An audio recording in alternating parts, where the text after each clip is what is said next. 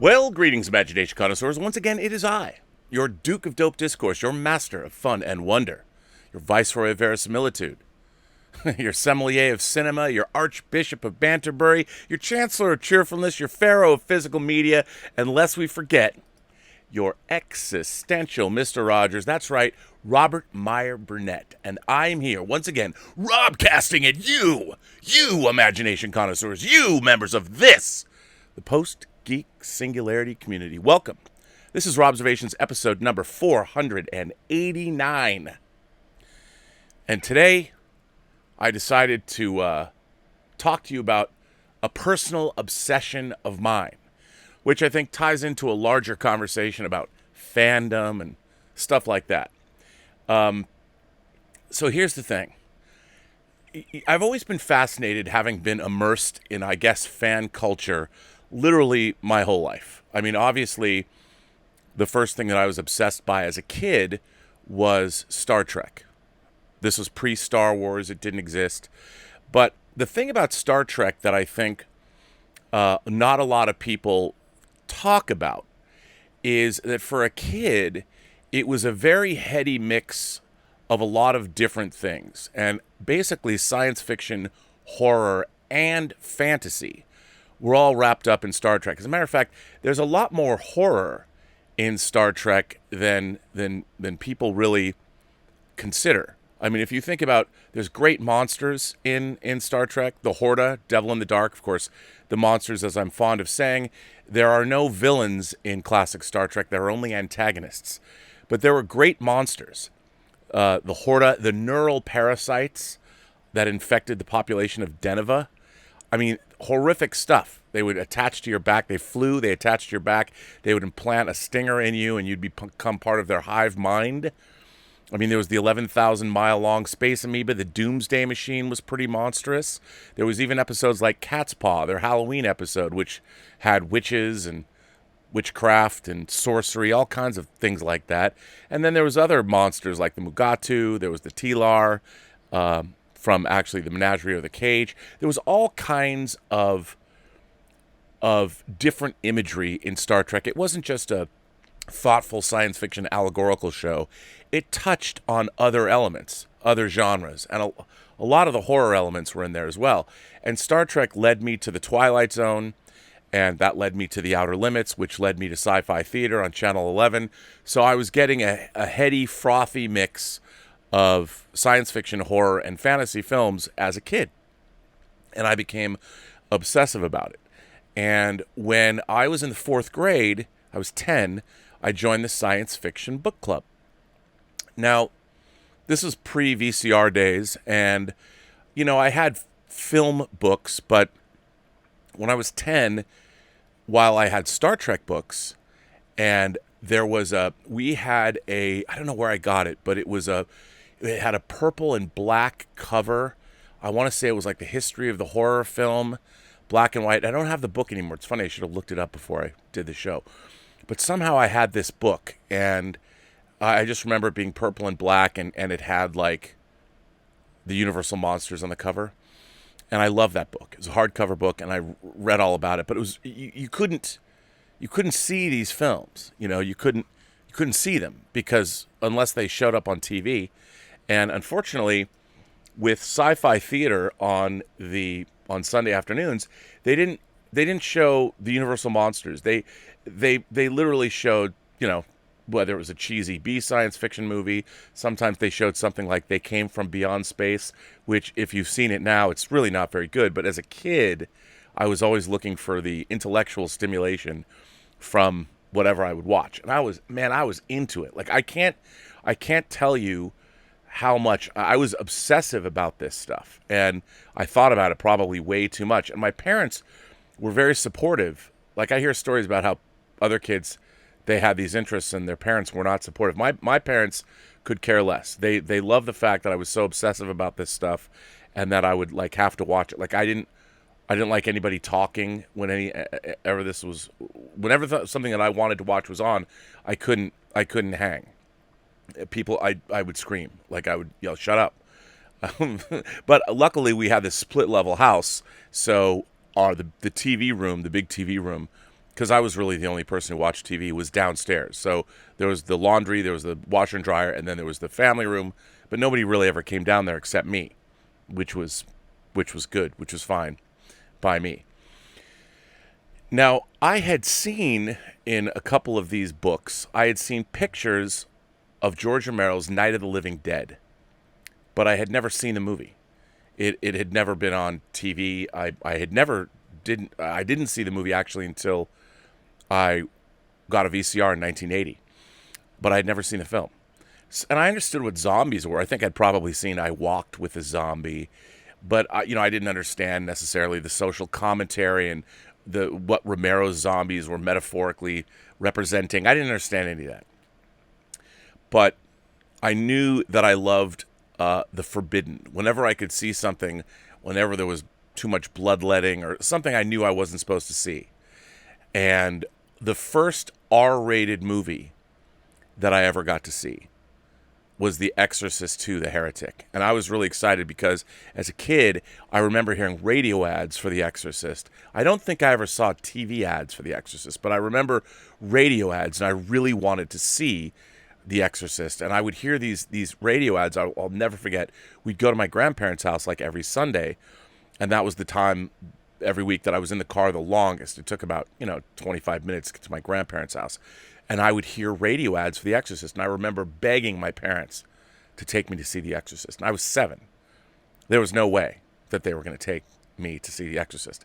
And at the same time, every night at 10:07, the CBS Radio Mystery Theater was on the air on our local station. And I would listen to the CBS Radio Mystery Theater. And then afterwards, there was a late night radio talk show that I would listen to as well, which covered topics that I was probably too young to be listening to anyway. So when I had joined the Science Fiction Book Club in 1979, they had a Science Fiction Book Club version of Dawn of the Dead, the novel. This novel.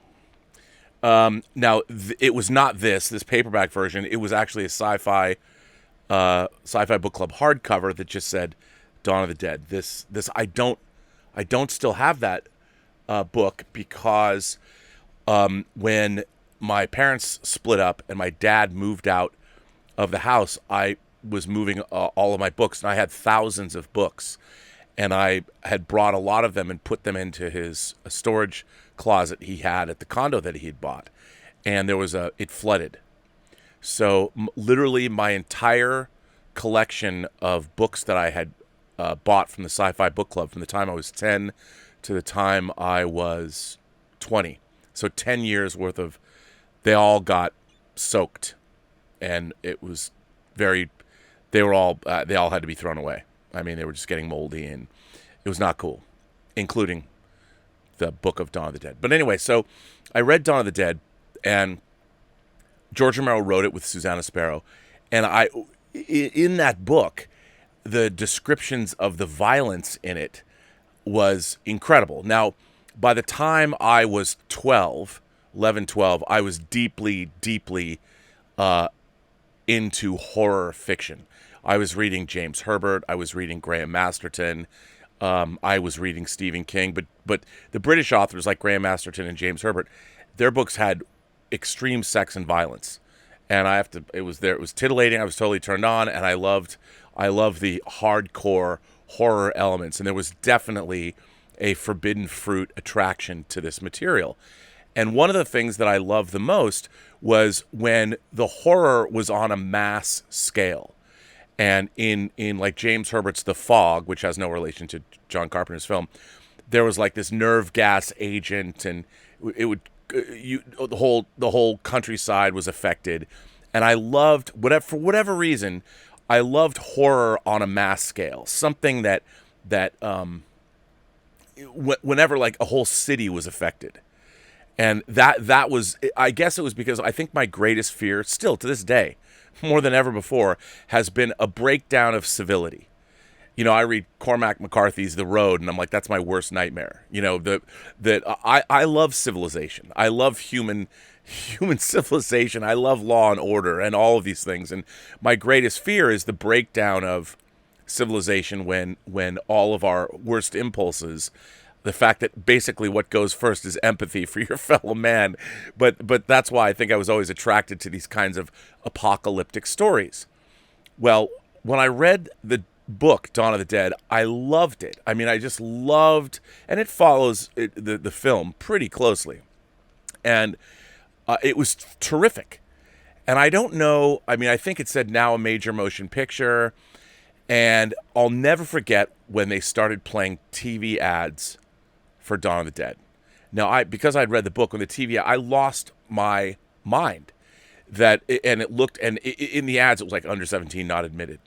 Like, it wasn't not admitted without parent or guardian. It was not admitted. You couldn't go. And so and there had been other movies, like obviously Dawn of the Dead came out post Star Wars. But up until that point, I mean, Logan's Run was a movie I had to see because of TV ads. Star Wars, of course. Obviously, things like Superman the movie. So by the time 1979 rolled around, I was completely obsessed, like around the bend, obsessed with all of this stuff. I was buying Starlog magazine. I don't know if Fangoria had debuted yet, because the first issue of Fangoria that had Godzilla on the cover, I don't know if it had come out or not. But, you know, I was obsessed. And my dad, I would beg him to take me to these R-rated horror movies. And 79 was really like the breakthrough year, because I was able to coerce him to take me to see things like Phantasm. You know, hard R-rated stuff. And my 11 and 12-year-old years were the years that it really did it for me. And this was just I got a VCR in May of 1980. And that's when my life completely changed. But before that, you know, getting my parents, seeing The Exorcist II, The Heretic, even though it was rated R, it was a disappointment. I mean, I'm like, what the hell is this? Pazuzu and giant, you know, locusts and James Earl Jones. I mean, I didn't know what was going on. I mean, it was interesting, but it was a crushing disappointment. My first R-rated movie in a theater. And I was bummed about that. My older brother, Jim, who my dad was married before, so I have a half-brother, Jim, he took me. And I remember thinking, yeah, you know, this is not cool. I didn't dig it. So, but it didn't matter. I mean, it was fine. But anyway, the horror explosion. I mean, I didn't see Texas Chainsaw. You know, I hadn't seen that. I hadn't seen Halloween in the theater. So, it was ramping up to these things that I was really, the golden age of early 80s, late 70s, early 80s horror was sort of just beginning. And it was a great time. So anyway, I started seeing TV commercials for Dawn of the Dead. And I was obsessed because I couldn't believe it. I was like, are they really going to show the kind of violence that was described in this book? And I'm like, I have to see it. I have to go see it. So it was opening at my favorite theater in the world, as you've heard me talk about, was the UA 150 Theater in Seattle on the corner of 6th and Blanchard. That's where Star Wars opened. That's where Empire Strikes Back played consecutively for 61 weeks. I saw Alien there. And it had a sister theater. It was two theaters. There was UA 150 and then the UA 70. And Dawn of the Dead was opening at the UA 70. So not in the big auditorium, but still a big auditorium. So I was really excited. And our local sort of alternative radio station that I listened to at the time was KYYX. And they used to give away movie tickets all the time. Like in the 6th grade, I won tickets to see Prophecy. John Frankenheimer's Prophecy, a monster movie. And me and Lisa Hammerly, who I'm still friends with, Lisa Hammerly and I, we went to see Prophecy. And it was very funny because during that movie, she took off one of her tennis shoes and she was so scared, she rolled it up into a ball. I mean, I've never seen anybody roll their tennis shoe up into a ball, but she did. So I was, again, really into it. So I won tickets because it was one of those, you had the dial-up phone and you'd wait until somebody mentioned that they were giving it away. If you were the first caller, you'd already dialed all the numbers, then you'd hit that last number, and I won. I won tickets to see Dawn of the Dead, but it was on a Thursday night, and my parents weren't going to let me go because it was like 9 o'clock or something. They're like, we're not taking you to downtown Seattle on a Thursday on a school night, and I was crestfallen. And I was not happy, and my parents knew, and my dad's like, look, man, I'll take you Friday night. I'll take you down, because his office was a couple blocks away from the theater. He said, I'll take you to see the movie on Friday night, and then I'll just go to work and I'll pick you up afterwards. Fine. So he takes me to the theater, and he walks me up to the box office. There's no way my dad, he didn't like to see violence or anything like that. He was a World War II veteran. There's no way he was going in. And when I get to the box office, my dad's like, here, I'm buying a ticket for my son. And the ticket taker's like, how old's your son? And I think I was 12. It was 12. I think 12. Let me find out the exact. I didn't do this before, but hang on. 19 release date. Now, Dawn of the Dead was an independent film, so it played regionally all over the place. Now, it opened in the USA on January 1st, 1978, but it played regionally in different places. Now, I remember it. I'm pretty sure that it opened in 1979, but I don't know when. Because back then, especially a movie like Dawn of the Dead, which was an independent release, would roll out regionally across the country. It wouldn't all open in theaters all at the same time. I saw it in 79. I did not see it January 1st, 1978. I think that's where it actually debuted at a film festival. So I'm not sure. But anyway, so I'm at the theater. They weren't going to let me in. And my dad actually lied to the ticket taker and said that my mom was inside. So I go in there by myself to see Dawn of the Dead.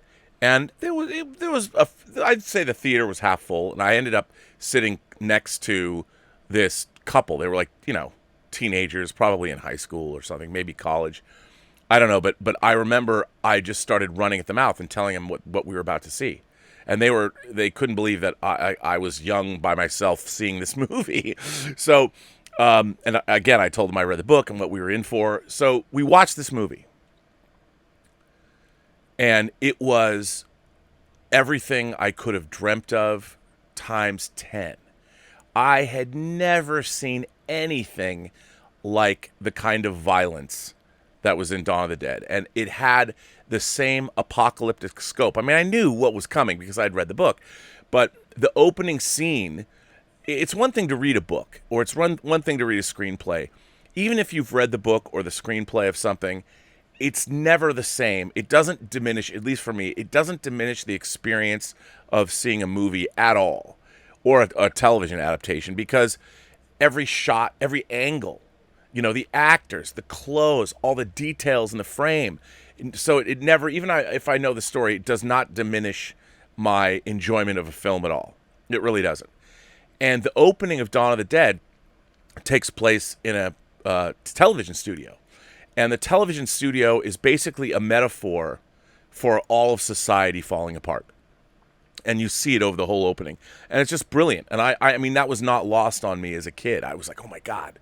And then, of course, it cuts to the assault on the tenement building, which I'd never seen someone's head blown off with a shotgun before. And it was the violence when they find all the zombies in the basement, because they still believe. Why do these people keep them here? Because they still believe there's respect in dying. I mean, it was like, it was, I don't know what, a switch went on in my head. It wasn't just the violence. It was the characters. It was the journey. It was the apocalyptic vision of the world falling apart. Who knows? But for whatever reason, Dawn of the Dead reached into my soul. And it just took hold. Like, why does anybody become a fan of any science fiction, fantasy, horror? Why do we become imagination connoisseurs? I think there's usually a couple of there's always cornerstone, foundational things that happen to all of us. I mean, I'm sure all of you put in the comments, what are your foundational? What started fandom for you? And for me, of course, it was Star Trek and the Twilight Zone, really. But in terms of horror, the first real experience I had with seeing hardcore horror in the theater was Dawn of the Dead. And I was by myself. And it was all, I mean, I knew it was sort of forbidden fruit, but when I was watching the movie, I'm like, oh my God. like the Tom Savini's effects of the zombies eating people and flesh getting torn out, people's intestines. I'd never seen anything like this. And there I was like by myself. I kept looking around going, man, I'm not supposed to be here, which is probably what made it thrilling. But it was something that it just grabbed me, man. I mean, I can't tell you how much I love this film. Now, also, it was clearly part of. Now, I want to say it was the winter of. Maybe it was a year later. Maybe it was 70. I don't remember. I do remember it was 79, and I think it was more toward the beginning of 79 because I was still in. I want to say I was in the 6th grade. Maybe I was in 7th. I just don't remember. I can't remember exactly. I don't know why. Because I was, everything was a blur, I think. I was just focused on the film. So, and everything that had to do with Dawn of the Dead, I became a total Dawn of the Dead. There was no merchandise. The one thing that I had, the one piece of merchandise you could buy after the fact was this. This is a Dawn of the Dead poster book. And it was published by the same people that publish a magazine called Questar. And, it had and they don't make poster books like this anymore, but they used to do it for a lot of movies. And this, by the way, is in mint condition, but it had great artwork in it. And I won't unfold it because I don't want to unfold it and get it all bunged. But as you can see, this is pretty much exactly the way it was when I bought this, I guess in 79, maybe 80. And it's got really cool art on the inside, and I've always wanted to just frame it. So, and then, of course, Vere Sarabande released the soundtrack Goblin Score on vinyl. And then over the years, they did put out this, the book came out. And this book is great because it has awesome photographs. Like there's your head explosion, and of course the helicopter zombie. And then over the years, Dawn of the Dead became the very first bootleg video cassette I ever received from my friend Bud Warner, who worked at Seattle's Video Space that I met in 1980. He was a total bootlegger. And he showed me Texas Chainsaw for the first time. He showed me movies like I Drink Your Blood for the first time. But he got me Dawn of the Dead because you couldn't get it on pre-recorded cassette. And it was split over 2 tapes, and it was actually pretty good. And I probably watched Dawn of the Dead. I showed it to all my friends. I showed it to my friend Mike Schertz. We probably watched it 100 times. And it was one of those things where, I love Dawn of the Dead. I don't know how much more could I tell you I love Dawn of the Dead. I do have, here's a sealed copy of, they actually made a board game, a Dawn of the Dead board game.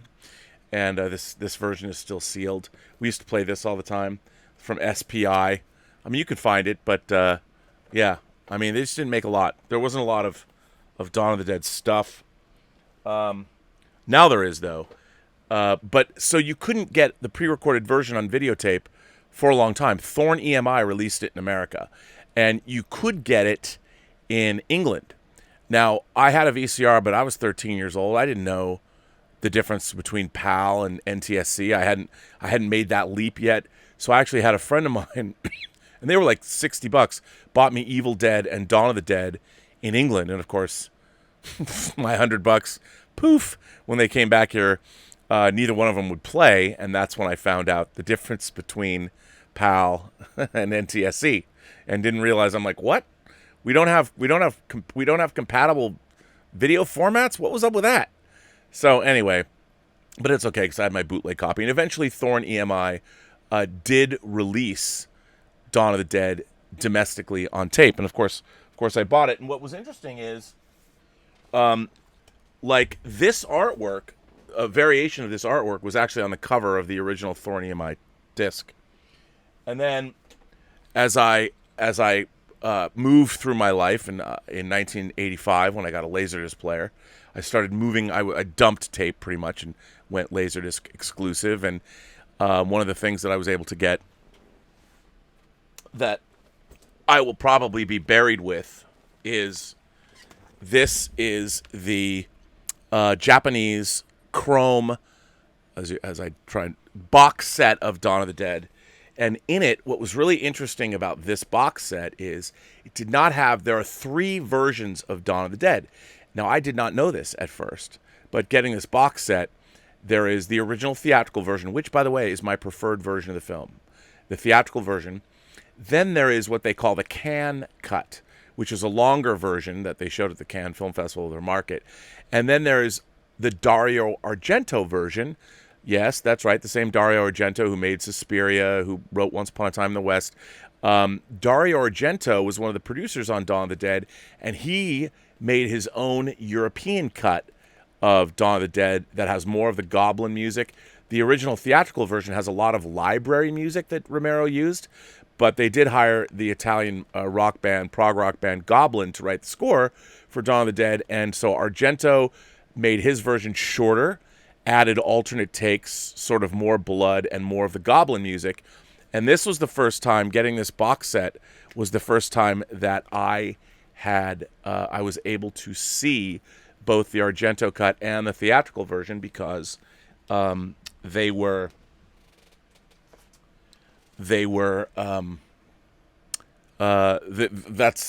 the first time I could see them.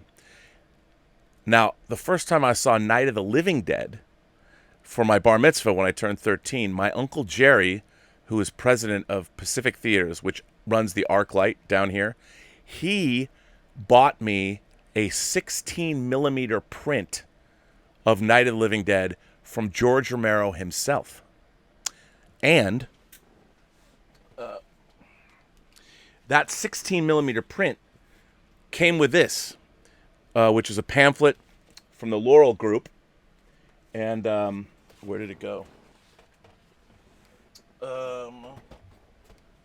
Well, see, I took it out. Now I'm missing it. Where did it disappear to? Hold please. Oh, here it is. And in this, I mean, can you imagine somebody buying you a 16mm print? In it came this 8x10. I don't know if you can see it. It's a little faded, but right here it says, "To Bobby, stay scared, George Romero." So I had a 16mm print of Night of the Living Dead and George Romero's autograph. Anyway, that was the first time I saw Night of the Living Dead. It was on 16mm print. We had a 16mm projector. I used to put up a sheet, a white sheet, and I would show Night of the Living Dead to my friends.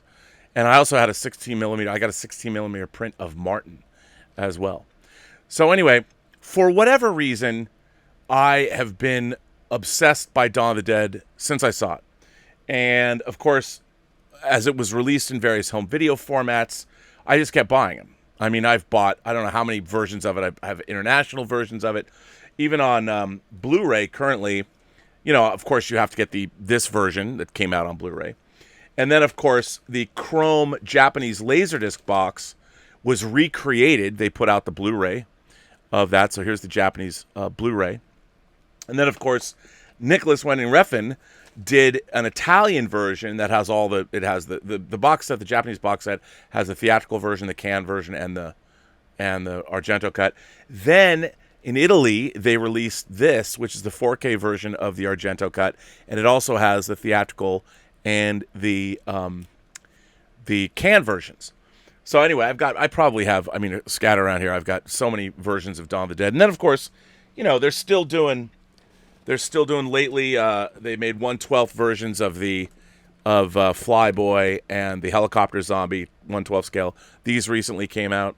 So, and one of the coolest things that has come out recently is George Romero, before he died in 2017, was working on an epic novel. And after he passed away, his ex-wife, Christine Forrest, allowed author Daniel Krauss to finish the book. So this just came out, The Living Dead, and it's almost 650 pages of pure awesome. And, of course, it's a great companion piece because Romero did write the Dawn of the Dead novel with a co-writer. So, it's like come full circle. And it's very, very, very exciting. I'm not done with this yet. I'm about halfway through. It's fucking great. Love it. It's awesome. But now here's where it gets weird. A little weird. So Dawn of the Dead was produced by Romero's longtime partner, Richard Rubenstein. And Richard Rubenstein was kind of a weird guy. And as all of you know, if you're going to make a decent transfer of a film for home video, the best way to do it is if you give somebody access to the negative. You know, that's ideal. You put the negative up on a rank or something, and you transfer the negative. That's what you want to do. Well, Richard Rubenstein has a problem allowing that to happen. So a lot of Dawn of the Dead on home video was not taken from the best elements. It's never looked very good. Even, I mean, this 4K version looks pretty good because obviously you have the European version that Argento controlled, which is why they only restored in 4K that version. They've used other pre-existing transfers of Dawn of the Dead, like this Japanese version. Not exactly, it doesn't look as good as it should. Now, allow me to share with you an article about this very subject. As I know, if you're still here, you're absolutely riveted and you want to hear this. So here's the article. And let's get into it.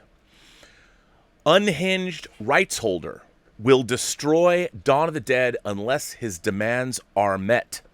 Now, this article was from December 6th, 2018, and it was on Dead Entertainment, the website Dead Entertainment.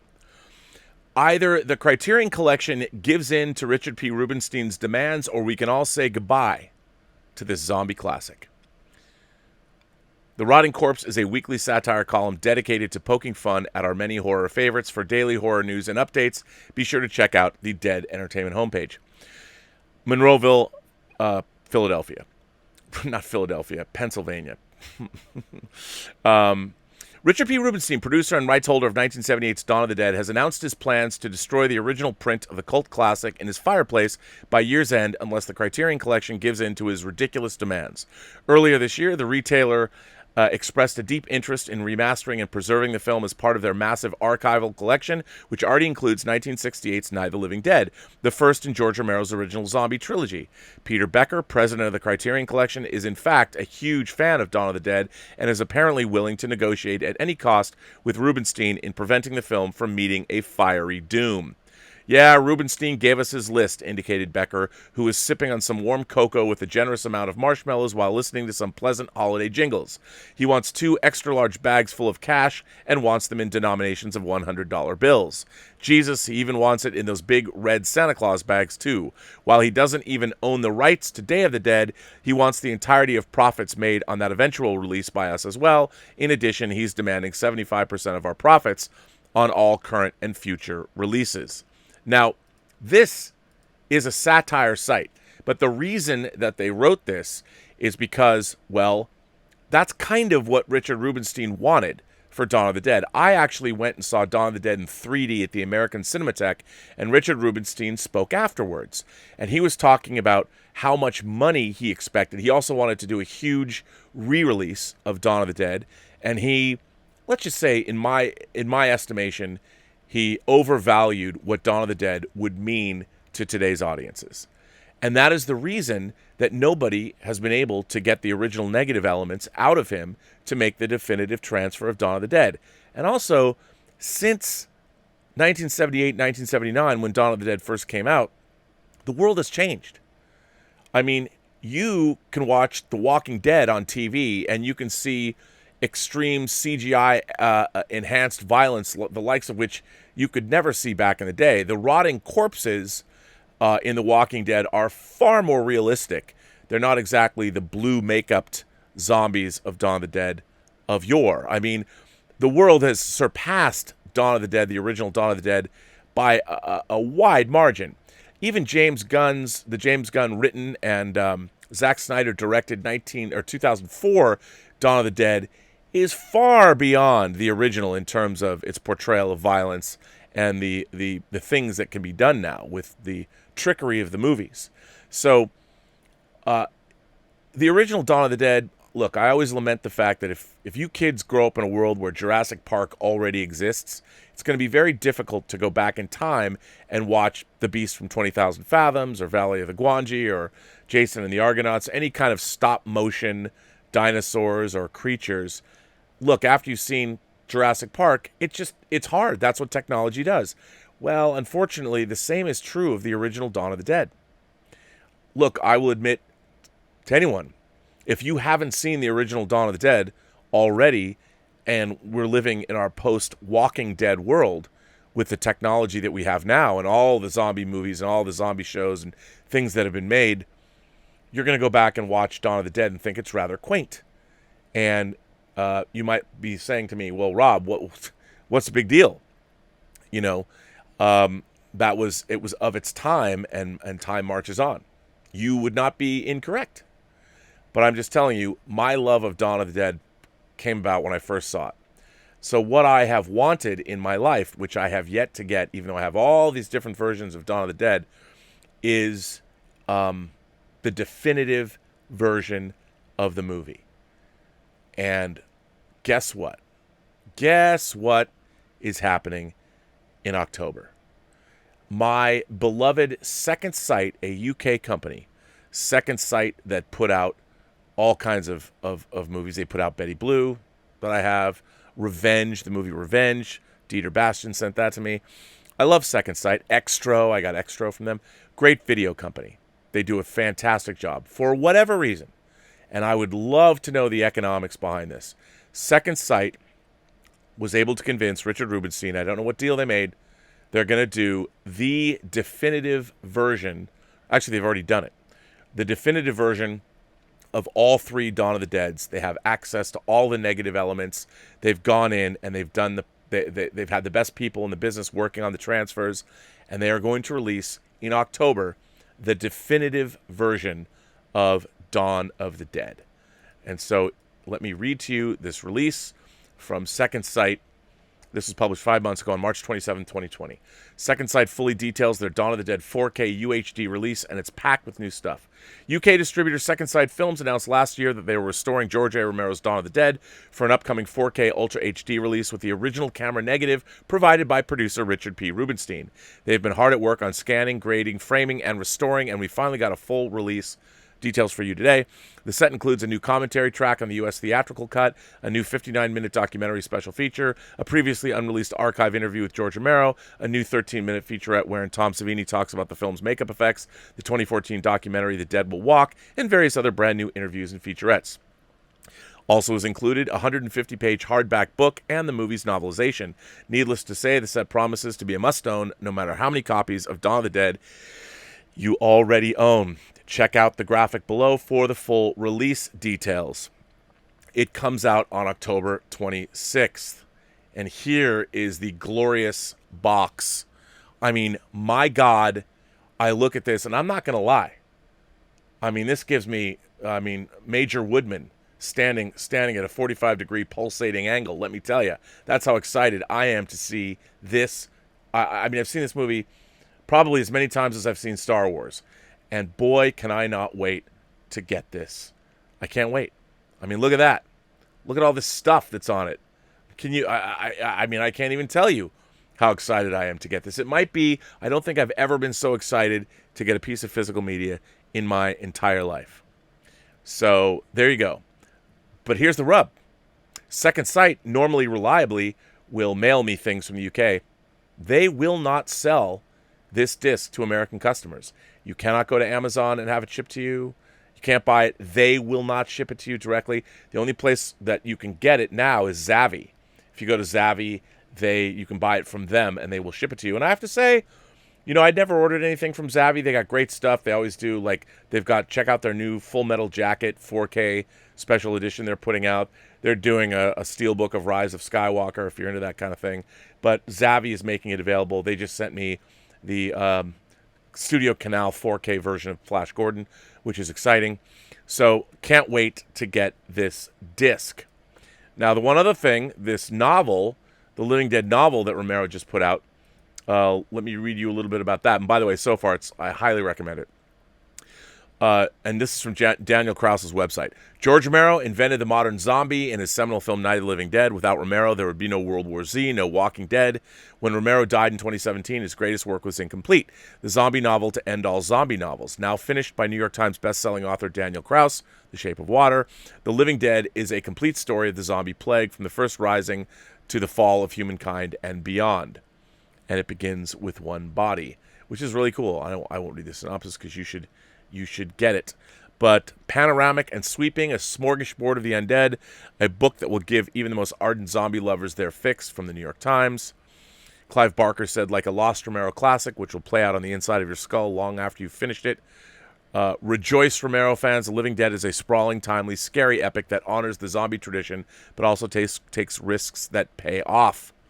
And I wholeheartedly agree. If you are a zombie fan, you must read Romero's book, The Walking Dead, or The Living Dead. It's great. It's epic. It's if you like Stephen King's The Stand, you got to get it.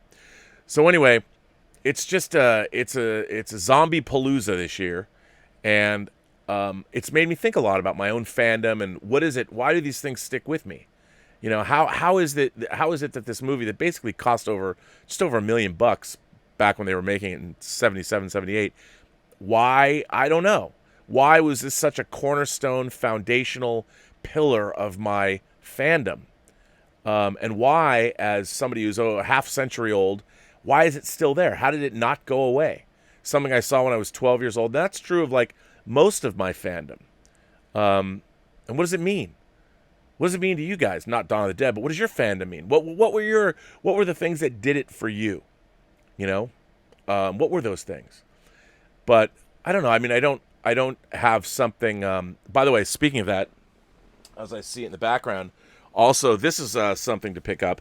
Jonathan Mayberry and George Romero edited this zombie anthology, Nights of the Living Dead, and also the John Skipp and Craig Spector edited Book of the Dead and Book of the Dead 2, which I have over there, but I can't reach them. Still, Book of the Dead and Still Dead. Those anthologies, if you can find them, are great too, so I highly recommend getting those. But I don't know why I love this so much. I mean, I don't understand why these things all appeal to me and how, after all this time, I'm still enamored of this thing, and I can still watch this movie and be entertained. I can recite all of the dialogue, pretty much, and it drives Elizabeth crazy. But I don't think I've ever made her watch the whole thing. We're going to watch it together when this new transfer comes out. I cannot wait to get this disc. But anyway, now it seems like all I'm doing is giving you a big commercial for Dawn of the Dead. And perhaps I am. And you can go to Zavvi and order it. I want this thing to sell out. It probably will. Even if you don't collect physical media anyway, you should just buy this because, I mean, come on, man. Who wouldn't want, like, this box just decorating your house? I mean, you could put a plant on it. Just get it. I mean, I love this. I mean, I couldn't have asked for a better box of awesome. So, anyway, I mean, I know. Hey, man, it's Friday, and I just figured that I would ramble on about this. And, again, the question, though, becomes, what is it about these things that we love? Why do we love them? Why do they take root in our subconscious and conscious mind and don't go away? For me, again, it's my great fear of societal collapse. The loss of civilization. I think that's my biggest fear.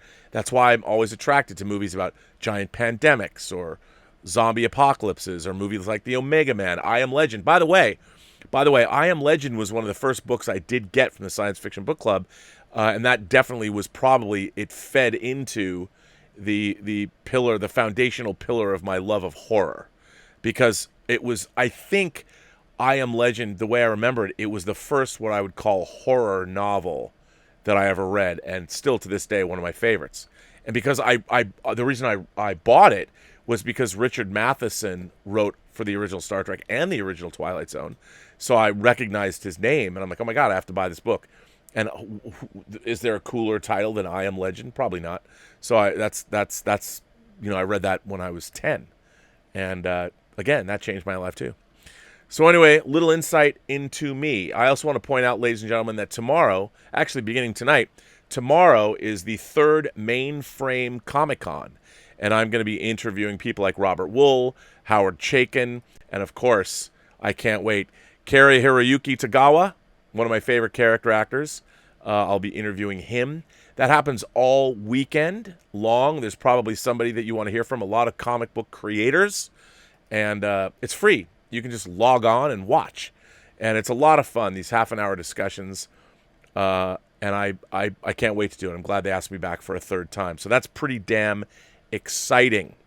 All right, kids, let's see what you guys are saying. So yesterday, Willow did send me in a super chat, but I wasn't on yesterday. So I'm saving it. I saved it for today. And Willow says, do you think that Amy Adams' character in Arrival is actually able to change the future? If she decided not to have a kid, for instance, would she lose those visions of the future and basically forget why she made the decision to not have a kid? You know, I'll tell you something. Here's how I saw it. Like, obviously, if you haven't seen Arrival, you should watch Arrival, Denis Villeneuve's Arrival. I like the original script a little better because I didn't like the end. I didn't like what they did in the end. I thought of course, it was so obviously a studio note, but whatever. The idea that these aliens, their language allowed them to see the past, present, and the future. They perceive time. To me, said time is immutable. You cannot change as much as you might want to. You can't. The future, the time has been written already, and I like that idea. I don't think Amy Adams could have. I think by knowing the future, that you realize that that's going to happen, and you have to go with it. I like that idea. I don't. You know, the idea that human beings could ever affect the flow of time that's just part of our wish fulfillment. I like the idea that we can't. That destiny is already written, that the universe has unfolded, past, present, and future are all together. I thought that was cool. I really like that idea. So I don't think so, Willow. I don't think she could. And if she could, I mean, maybe she could, but I never believed that she could. NJR 1984 says, Dawn is my favorite, but I love the Days score. The Day of the Dead score is by John Harrison, right? John Harrison did the score. Great score. It's a great score. I really like it. Great synth score. And I like the movie quite a bit. The original script was a little bit, I liked it had more scope to it, but I did like what eventually Day of the Dead became. And there's a really interesting take. One of the characters in The Living Dead is a zombie. And it's very interesting to see what Romero, it's an extrapolation of Bub in that movie. So it's definitely, I can't recommend The Living Dead highly enough. It's so much fun. NGR 1984 goes on and says, the 90s animated sitcom The Critic, great for movie buffs. Siskel and Ebert even play themselves in an episode. They have a musical duet. I like The Critic. I thought that was good. I enjoyed it. Calvin Bose says, Braxton loves Lower Decks. I don't like it much myself, but I can see what he likes about it. Yeah, you know, look, I was thinking about, am I going to review every episode of Lower Decks and talk about how, once again, it moves away from the Star Trek I love, which celebrates excellence and instead celebrates mediocrity. I mean, I think there's going to be a lot of people that like Lower Decks, you know. It's not what I would look for in Star Trek. I think, again, it's taking away what Star Trek is, but you know, whatever. I'm going to review Discovery, but Lower Decks, okay, you know, there you go. I think I said my piece about it. I don't want to put everybody off by, the typical Rob Burnett's just going to bang on about how much he hates that. So, why bother? I'll still watch, though. You know, there was some things I found sort of amusing. Stubble McShave sends in a tip and says, I remember you saying that you liked the immigrant movies with Max von Sydow. Yeah, yes, I do. Yesterday I saw that they were looking for extras for a remake of those movies. They called for the extras in a town that's approximately 45 kilometers from where I live. Wow, the immigrants and the New Land, they're remaking those movies? It's so weird. Like, the originals are so good. Alexander Wilson is here and says, so Viacom CBS is going to probably change CBS All Access to Paramount Plus. It looks like Sherry Redstone is going to invest robustly into the digital space and wants to keep their brands on their own global streaming platforms. No more global licensing. Well, I think that's what they should absolutely do, and I think absolutely they should call it Paramount Plus. That's what they should do. Paramount is a much better, I think, it's a more valuable worldwide brand than CBS is. I mean, CBS is a TV network. I love that it would be Paramount Plus. I think that is absolutely the way to go. And now that Sumner Redstone, rest in peace, dude, is gone, I think Sherry's going to move in. Let's hope she saves Star Trek. I think I'm excited. No, why would they? None of these people. Why should they license out their own material? That's why, go back into your own library and exploit what you already have, what you've already created. That's what I would do. Kelly Parks sent in a super chat and says, "I love the basement scene. These creatures are still your loved ones. The urge to save them somehow would be irresistible." No, Kelly, I agree. I mean, one of the things. There's the great conversation between our two SWAT officers, Peter and Roger. And Roger's like, "Why do these people keep them here? Why do they keep them in the basement?" And Peter says, "Because they still believe there's respect in dying." Ken Foray is the best. I mean, it's the philosophy in Dawn of the Dead. There's so much stuff going in there. And of course, when the dead walk, senores, we must stop the killing or lose the war. I mean, there's so much great stuff, and it's one of my favorite movies of all time, I'm telling you. Jason Bueno sends in a super chat, says, "Rob, I have a rotting soft spot for Day of the Dead, one of the more underrated of the Romero zombie films. Thoughts on its place in history?" Oh, I love Day of the Dead. Look, I think that Night of the Living Dead, Dawn of the Dead, and Day of the Dead are one of the great trilogies. Yes, I understand that there's Land of the Dead and Diary of the Dead and Survival of the Dead. I get that. And I think Land of the Dead is a pretty respectable film. But I think that Night, Dawn, and Day, it might be the greatest trilogy in horror history. I really do. And I think it all really works. What I love about it is how serious it is. There's humor, but it's still very, very serious. And Day of the Dead, I think, is a very respectable movie. And I think, the makeup effects in Day of the Dead are incredible. And the idea of the scientists pitted against the military, great stuff. I mean, I think it's a wonderful film. I really, really like it. And while there was something about the satirical clash of the very serious in Dawn of the Dead that I thought was particularly unique. And I'll have to tell you something. I think loving Stanley Kubrick, I think that Dawn of the Dead is very Kubrickian. And when I saw Dawn of the Dead, it led me in, when I again saw Clockwork Orange, the sensibilities that were at work appealed to me. And I think that Romero did have I know it's sort of a strange thing to say, but I think that Kubrick and Romero had similar things going on in terms of their worldviews. And I mean, again, I'm a huge fan of Romero's work. I really love Martin. I love Night of the Living Dead. I love Day of the Dead. I love Night Riders. If you guys haven't seen Night Riders, I love Night Riders. A lot of people, they can't hang with it, but I'm a huge fan of Night Riders. I even like things like The Dark Half and, of course, Creepshow and Monkey Shines. And I'm a huge, huge Romero fan.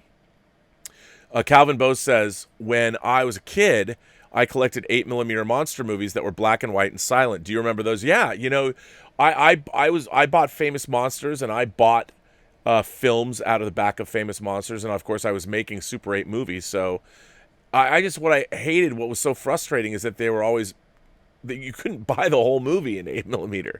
At least I never could, because where I was buying from, that would have obviously been too cost prohibitive. You always got like the highlight reels. So it's great. Julius Goodwin says, for me, it was the show The Outer Limits in the 90s that gave me my first really deep exposure to sci-fi horror story genre. I still think it's one of the most underrated series as people remember The Twilight Zone rather than The Outer Limits mostly. You know, there was some good stuff. Like they adapted George R.R. Martin's story Sand Kings for the Outer Limits episode. There was some good stuff. They did some remakes. But yeah, I mean, look, at first there was a lot of TNA in those Outer Limits stories. Not that there's anything wrong with that, but it was a little bit more gratuitous. But there was some great stuff. Just like the mid-'80s, the Phil DeGuerre produced, and Straczynski later came on board, mid-'80s Twilight Zone revival was great. And I really liked that. I mean, I think I've told this story before, but one of the things that I was so excited about, when I was working at Warner Brothers, when I was working for Bill Young, who was senior vice president of feature production. So when I was at Warner Brothers, I could go anywhere on the lot that I wanted. So I would look up and see who had housekeeping deals or who had offices on the lot. And Phil DeGuerre, who produced the Twilight Zone, was one of those people. And one day I just went over to his office and knocked, and he was the only person in his office. And I went in and had like an hour-long conversation with him. You know, I was 22. And I could get away with going into anybody's office if I bothered them because I worked for feature production. So on the Warner lot, if you worked for feature production, it was like, oh, okay. You know, you could go anywhere on the lot. I mean, that was like Tom Cruise's medical pass in Eyes Wide Shut. He could go anywhere with his medical pass. But if you work for feature production at Warner Brothers, even though I was just a lowly management trainee, so I would go in and talk to people. And I loved the mid-'80s Twilight Zone revival. I thought it was great. But yeah, you're right. I mean, so Outer Limits again was great, but I grew up with the original Outer Limits, and that was also, the original Outer Limits was very heady stuff, very philosophical, written by some of the great science fiction writers of the day. So yeah, it was great stuff. Johnny Stewart, my man Johnny Stewart. How are you, sir? Good to see you again. Sweet stuff, dude. Undead rocks. It does. It does. Yeah. And I you know how I can't tell you how much I love the Undead. I mean, I know it's sort of played out now, but look, there sometimes I see movies that surprise me. I really love The Girl with All the Gifts. If you guys haven't seen The Girl with All the Gifts, check that out. I think that's one of the best zombie movies that we've seen in a long time. Really good. Mark C is here. Hello, Mark C. Fun fact: closing in on 400 acting credits. Danny Trejo has more acting credits than any living performer and has the most on-screen deaths. That's awesome. Yeah, I think that's amazing. I didn't know he has the most on-screen deaths. What a cool thing. David Goldstein is here, and he sends in a super chat and says, "What do you think is the best order TV shows and movies to watch to get into Star Trek?" Now, I would assume you're asking me about the Star Trek franchise as opposed to other shows. So here's the thing. I tell everybody this. Real Star Trek is the original series. If you don't watch the original series, you're never going to have the foundational understanding of the rest of Star Trek. Now, I understand, look, some people can't get past the fact that it was made in the 60s. I think, look, the special effects, obviously, if you watch the updated versions, which is what's streaming like on Netflix, I would go back and watch the original series. Now, for those of you who haven't gotten into Star Trek, the third season, they had a new producer come in. They cut the budget. There's a reason why the third season episodes, especially the latter half of the third season, there's some great episodes in the third season, but for the most part, Star Trek, the last 6 episodes, while there's a few, Requiem for Methuselah and All Our Yesterdays, which are still good episodes of Star Trek, not great, but good. It goes out with a whimper, but you gotta watch the original Star Trek. And as I tell everybody, do not watch The Cage. The Cage was a pilot that was rejected. They retooled it.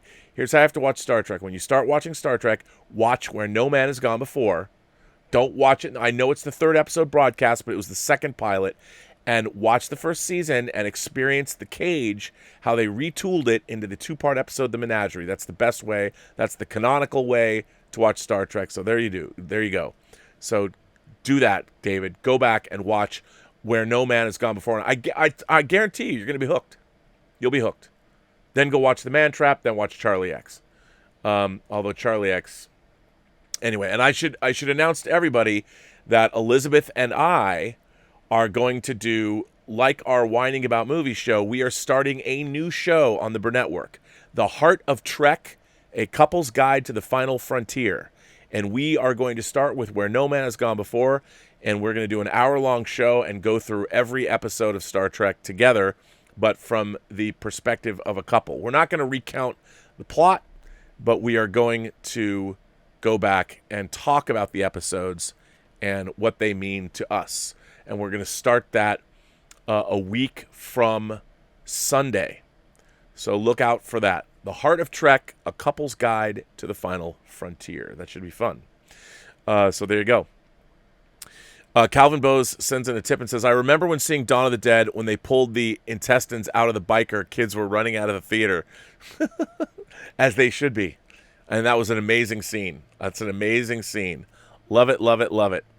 Mukbang is here. Mukbang says, I like movies with fast zombies, including but not limited to The Girl with All the Gifts, 28 Days Later, and Dawn of the Dead, 2004. Did you see The Girl with All the Gifts? As I just said, yes, I love The Girl with All the Gifts. Now, I've said this before. I was vehemently opposed to Zack Snyder's remake of Dawn of the Dead. I don't think I've ever walked into a theater primed to hate a movie more. James Gunn wrote it. Now, I'd known James Gunn because we worked together on the movie The Specials that he's in and he wrote, and I was very fond of him. He was a great guy. He still is a great guy. But I was just like, there's no fucking way. How dare you do this? And I have to say, I liked it. I think Zack Snyder's remake of Dawn of the Dead, especially the extended version of it, is pretty good. I think the first 10 minutes were great. A lot of good stuff in it. It's not Dawn of the Dead, but it's really good, and they did a great job. Let's see. Sipho Claudius is here, one of three. Sipho Claudius says, this would be Claude. By the way, Sipho Claudius is one half of the official couple of the Burnettwork. Claude and his wife Candida, and their son Spencer.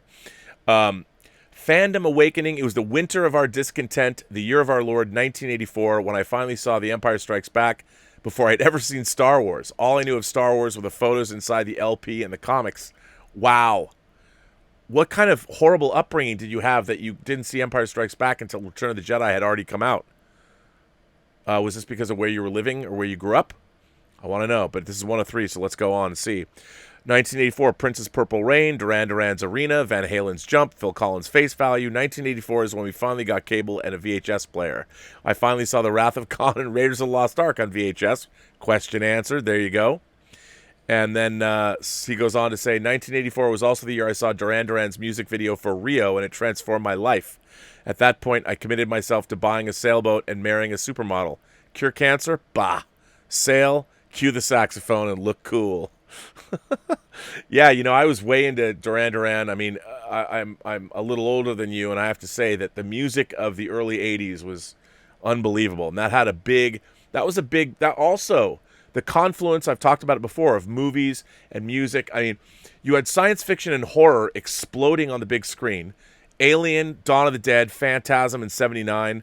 And then there was all of the slasher movies that came out post-Halloween. I mean, I guess post-Black Christmas, and post-Texas Chainsaw. But Halloween, you had, Terror Train and Prom Night and The Burning. I mean, it was endless. He Knows You're Alone, Don't Go in the House, April Fool's Day, whatever. The Nightmare on Elm Street. And then, of course, Stuart Gordon arrived on the scene, and you had From Beyond, and you had, of course, Reanimator. It was a heady time. And then the music that was coming out, again, you have Tony Scott's The Hunger in 83, beginning with Peter Murphy and Bauhaus singing Bela Lugosi's Dead, which is, it was unbelievable.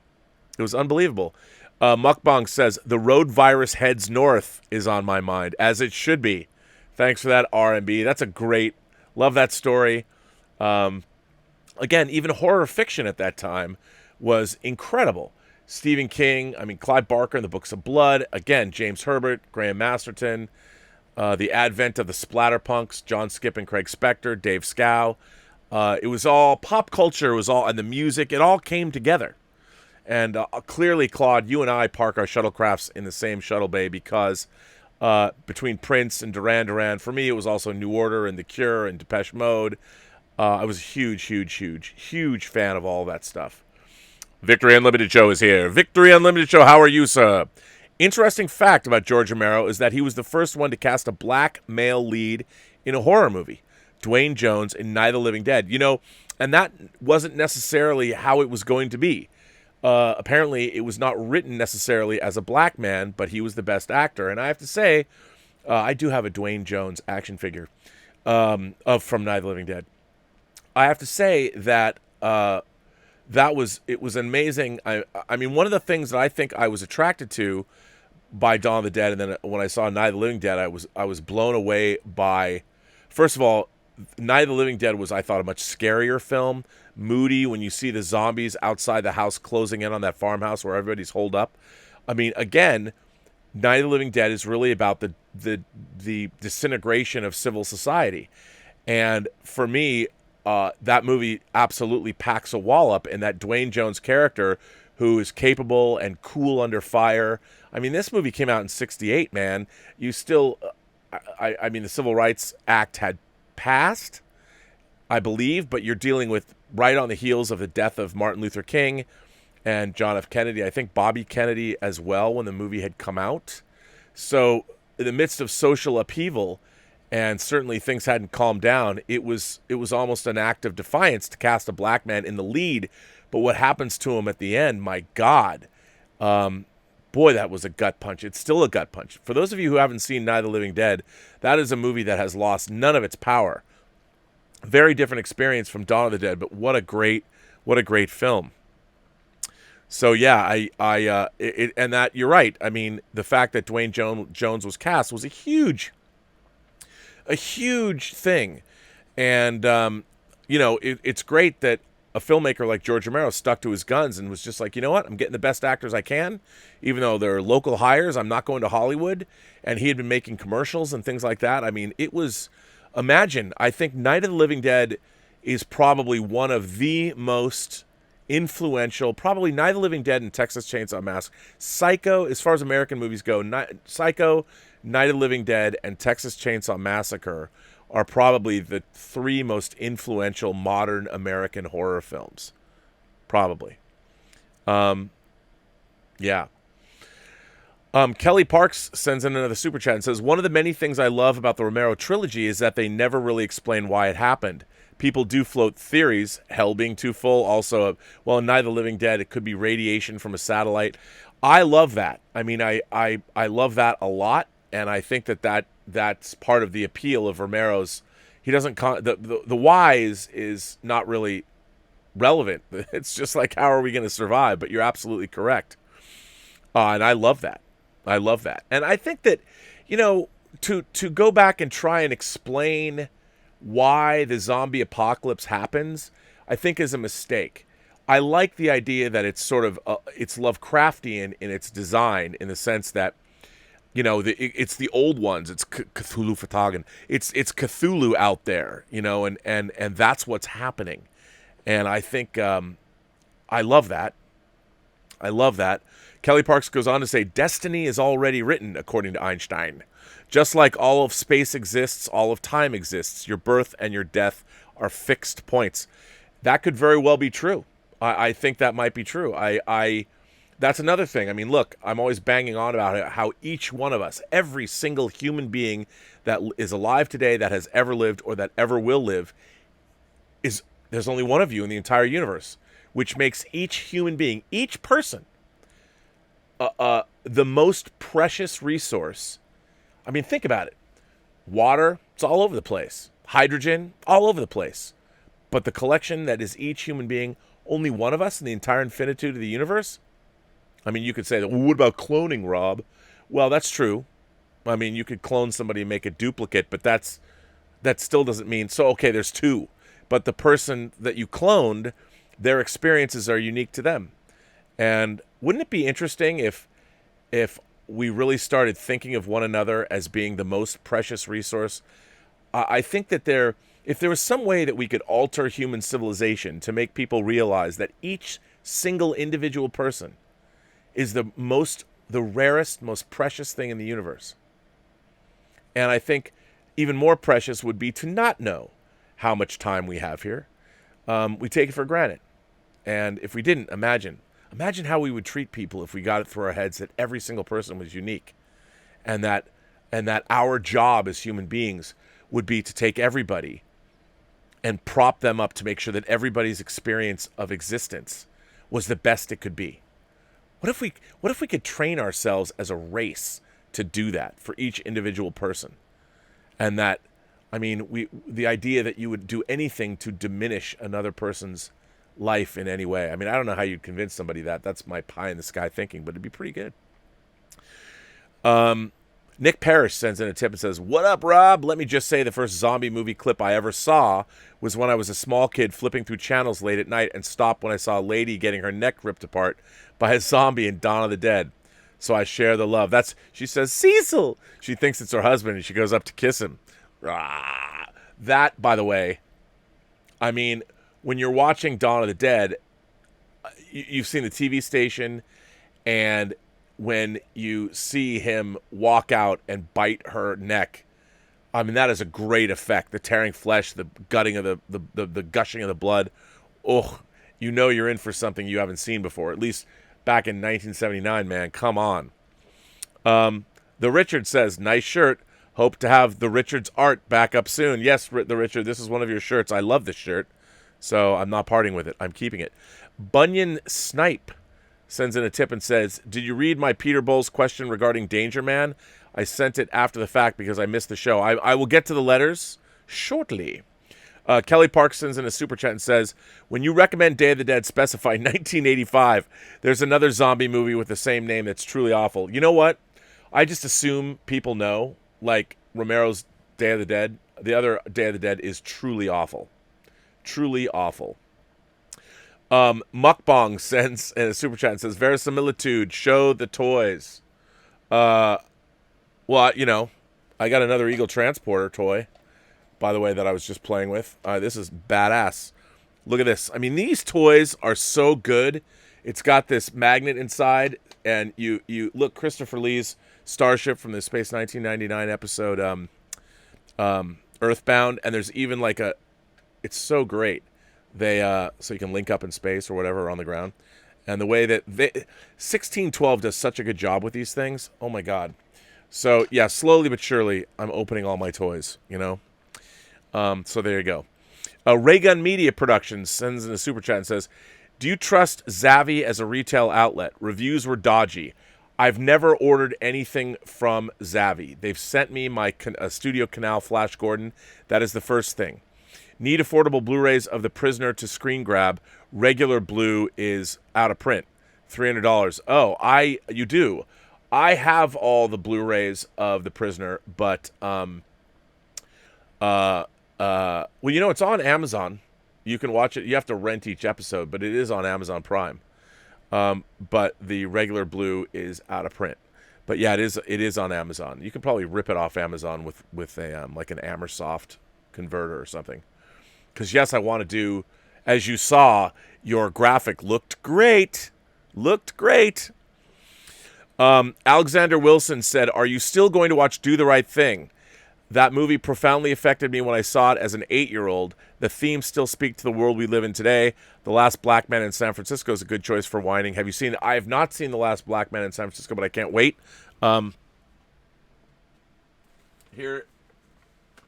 I can't wait to do this. I love this movie. Here is my criterion, Do the Right Thing. And Claude, who is here watching, is going to be a guest on the show. We're going to have our first Whining About Movies guest. It's going to be Claude. And we're going to talk about Do the Right Thing. I'm hoping we can do it. I told Claude Wednesday. So I'm hoping this coming Wednesday we're going to do the Right Thing. Always Do the Right Thing. I love this movie. What a cast it has. And I can't wait to watch this. And I haven't seen it in a while. I'm actually a huge Spike Lee fan. I loved She's Gotta Have It. I like School Days. I love Do the Right Thing. Mo Better Blues. I'm a fan. I am a fan of Spike Lee. So I can't wait to do it. Kelly Parks goes on and says, "I made a zombie short starring D.B. Sweeney and Doug Jones. It won the LA Web Fest. May I show it to you?" Hell yes, you can. Send a link. Let's put it in the live chat. Is it up on YouTube? The Richard sent in a super chat and says, I convinced my high school art class to allow me to show Dario Argento's Worlds of Horror because I studied FX. That's a good show. I like that show.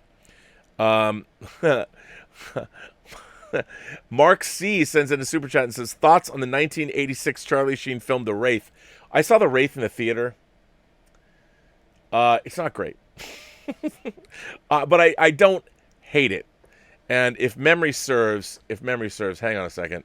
There is one aspect about The Wraith that that I will love, and if you know me, you'll probably guess what that is. And that is, let me make sure. I just want to make sure about this. Yeah, so there's one thing about The Wraith. The Wraith is not great. It's fun, it's entertaining, but there is one thing about it that makes it great. 2 words. Sherilyn Fenn. Yes, indeed. Yeah, it's got a cool car. Nick Parrish is here. So, Rob, since you weren't on Campia's show yesterday, I'm curious what you think of this promotion AMC is doing, making movies only 15 cents for one day only and offering the first month of A-List for $5 to new subscribers. It seems like a good idea. Well, as Nick is pointing out, yes, going back to the 1918 pandemic prices, AMC is reopening and charging people 15 cents for one day only. I think it's a great idea. You know, I think let people in movie theaters, get people excited again, but make sure that they're safe. They got to be safe. That's what I'm saying. They've got to be safe. And I think it's a good idea. And offering AMC A-List is great. I think anything to get people back in the movies. But you know what? Even New Zealand, that had eliminated, they were 100 days without coronavirus, now found a cluster. They don't even know where it came from. They now have 30 new cases of COVID. And they had clamped it down for 100 days. And so we do not have a handle on this, and I just hope people stay safe. But I think it's a good idea. Pop Culture Avenger says, hi, Rob. I just ordered 2 of the Zavi Dead sets and a Blu-ray of Cohen's The Stuff. I love seeing the collectibles earlier. Do that more often. Oh, man. You should see this place. I mean, I am opening things. There's so much stuff in here. I just put up my Future Getter Robo G. Future is a Japanese diecast company. They made these hideously expensive Getter Robo G diecast robots, but Getter Robo G are my favorite Japanese super robots, transforming super robots, so I had to buy them. They put them out like, I don't know, 10 years ago. But I had them put away, and I'm looking at them right now. I'm renovating the whole Robservatory. Now I can see them when I'm like, they just make me happy every time I look at them. They're awesome. So yes, I was going to do a show, like a 10-minute show, which I think I'm going to do because people keep asking me to do smaller stuff, and I think I might do this, and I'll show you what the show is. And it's going to be like, these are going to be 10-minute sections. And let me see if I can find it. Put this down. If I have it in here. Clearly I do not. Let me find it. Nope, it's not there either.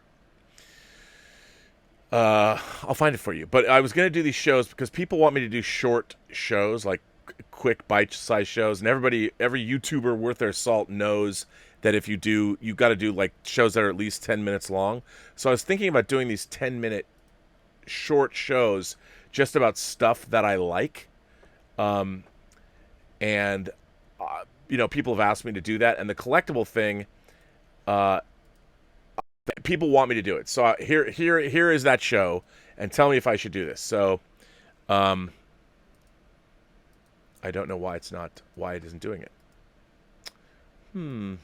Well, maybe if I put it up here, maybe I can do this now. So this would be the show, Robservations fully articulated, and it would be a 10-minute segment where I would just show my collectibles or things that whether it's toys or books or whatever.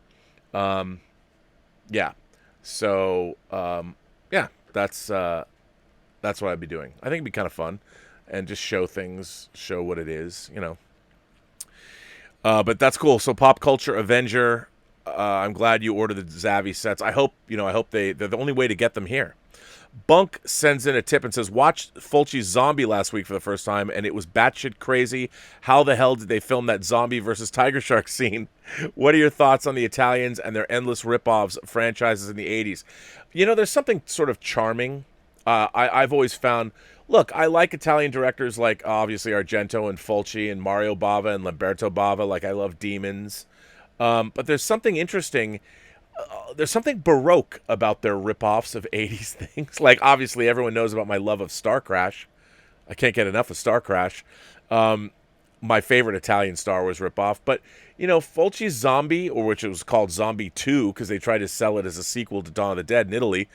I like Zombie 2, or Zombie. It's batshit crazy. And by the way, that disc, Zombie, did just come out on 4K. But I love the Beyond, and I love, Italian zombie movies. Dr. Butcher, MD. That was a favorite of mine growing up. That had some great gore in it. But yeah, I'm a fan. I like those movies. So yeah, watch on. But, their ad infinitum rip-offs of Escape from New York. Crazy. I mean, I get it. I understand. But yeah, how did they shoot that tiger shark zombie scene? I don't know. It's pretty great. And walking across the Brooklyn Bridge, good stuff. Roger Grind is here. Love your Crow shirt. Well, the Richard made this. One film that doesn't need a remake. Didn't bother to see the other films. It can rain all the time. I have to say, and I apologies to everybody who worked on the Crow City of Angels. The Crow City of Angels to me was borderline unwatchable. I mean, The Crow is like the Crow to me is the as a film goes, The Crow is like the goth Stairway to Heaven. I don't know what that means, but I mean, I love The Crow. It's also one of my favorite comic book adaptations. It should have just been left alone. I understand it's had a TV series and multiple sequels, and to remake The Crow, why? It's so lame. I love The Crow so much. So yeah. Honest Asian Guy says, hey, Rob, I still have my Anchor Bay 4-disc Ultimate Edition DVD of Dawn. Yes, I do, too. That was a great set, by the way. I love that. I love the packaging. It's pretty awesome. Mark C. says, when can you announce that Netflix series you were working on? And still, I was working on it yesterday. I can't. It's not for me to announce. I can't announce the show. But I will say this. I have been told that it might debut in November. So there you go. And I'm sure they'll probably announce it. I would imagine if it's going to be November, they'll probably announce it in September. I have it's funny, I have the finished version of the first episode, color timed and mixed, and man, the last thing I did on the show was I gave notes. This is what's been so much fun. I gave sound notes to Ashley Miller, my friend Ashley, who wrote Cody Banks. He's the creator of the series, and he just sent my notes to the sound people in Korea, and they implemented them, and I was like, oh my god. How cool is this? So it's really neat. I think if you guys like, it is a frothy mix of hardcore fantasy and horror, and the voice actors in it, let me tell you, it has probably the most fun. If you're horror fans or you're fans of science fiction, fantasy, and horror, the voice acting in this show, the people that they have in it, is awesome. It's awesome. And Ashley kind of just went and got, well, you'll see. I don't want to ruin the surprise. but I will say that I'll tell you this. They ordered 3 seasons. Each season is 8 episodes long. We are in the process of finishing our work on episode 16. So I will have worked on 16 episodes. So, and then, I mean, that's pretty amazing. And so by the time the series debuts, and with Netflix they drop all 8 episodes at once, it's really bingeable. It's a very ambitious show. So but I can't tell you what it is. I can't announce it or can't say what it is. So look out for that. Mukbong sends in a super chat and says, Captain Trips is from The Stand. Of course it is. Have you rewatched it lately? I will soon. Love your shows. I have rewatched The Stand because I'll tell you why. It came out on Blu-ray. And if you guys like the Stand miniseries, look, I love the book. I have great affection for the Stand miniseries. I know it was done on a budget. And Richard Rubenstein, I know. But they did a really good job restoring it. It was shot on 16 millimeter. The Blu-ray looks great. They went back and recomposited everything. It's really good. So get that if you still collect physical media. Alexander Wilson's here and says, I was introduced to Star Trek via Reading Rainbow's episode, The Bionic Bunny Show, in which LeVar Burton gave a behind-the-scenes look at TNG. We did put that on the TNG Blu-rays. It instantly made me in awe, and I wanted to know more about the show. That introduced a lot of people to Trek. Absolutely. Yeah, and LeVar Burton did do... It's a great piece, too. Really cool piece. Bunk sends in a tip and says, I sent you a letter last week just before the Trek rant video where you got copy striked. Do you know if you read it on that video? I might have. I did not watch live. I could not catch it after the copy strike. I seem to remember that I did. And if you did miss it, let me know. I can resend. Yeah, I should put that up. I can re-put that up again without the stuff about the SETI Alpha 5 miniseries. Stubble McShave sent in a tip and said, so you're interviewing Tagawa. He often played the villain. The only time I remember him portraying a good guy was in Rising Sun when he acted against Sean Connery and Wesley Snipes. And I'll tell you, Stubble, that's my favorite performance of his, and that's what I want to talk to him about tomorrow. I love him. He's great. I can't wait to talk to him. Calvin Bose sends in a tip and says, fandom started for me when I first saw Live and Let Die on the screen in 73. After that, we started a local 007 fan club in Phoenix. That's cool. I love it. Richard sends in a tip and says, I noticed you growing closer to the cultural libertarian sorts lately, i.e. nerdrotic, babyface, etc., while increasingly becoming alienated from former fellow travelers gripped by Marxism. Has this led to a political awakening? Well, that's a good question. No, no. I mean, people have asked me that before. I don't feel that I'm having any kind of a political awakening of sorts. I just appreciate cogent, smart, informed dialogue, and I like people that...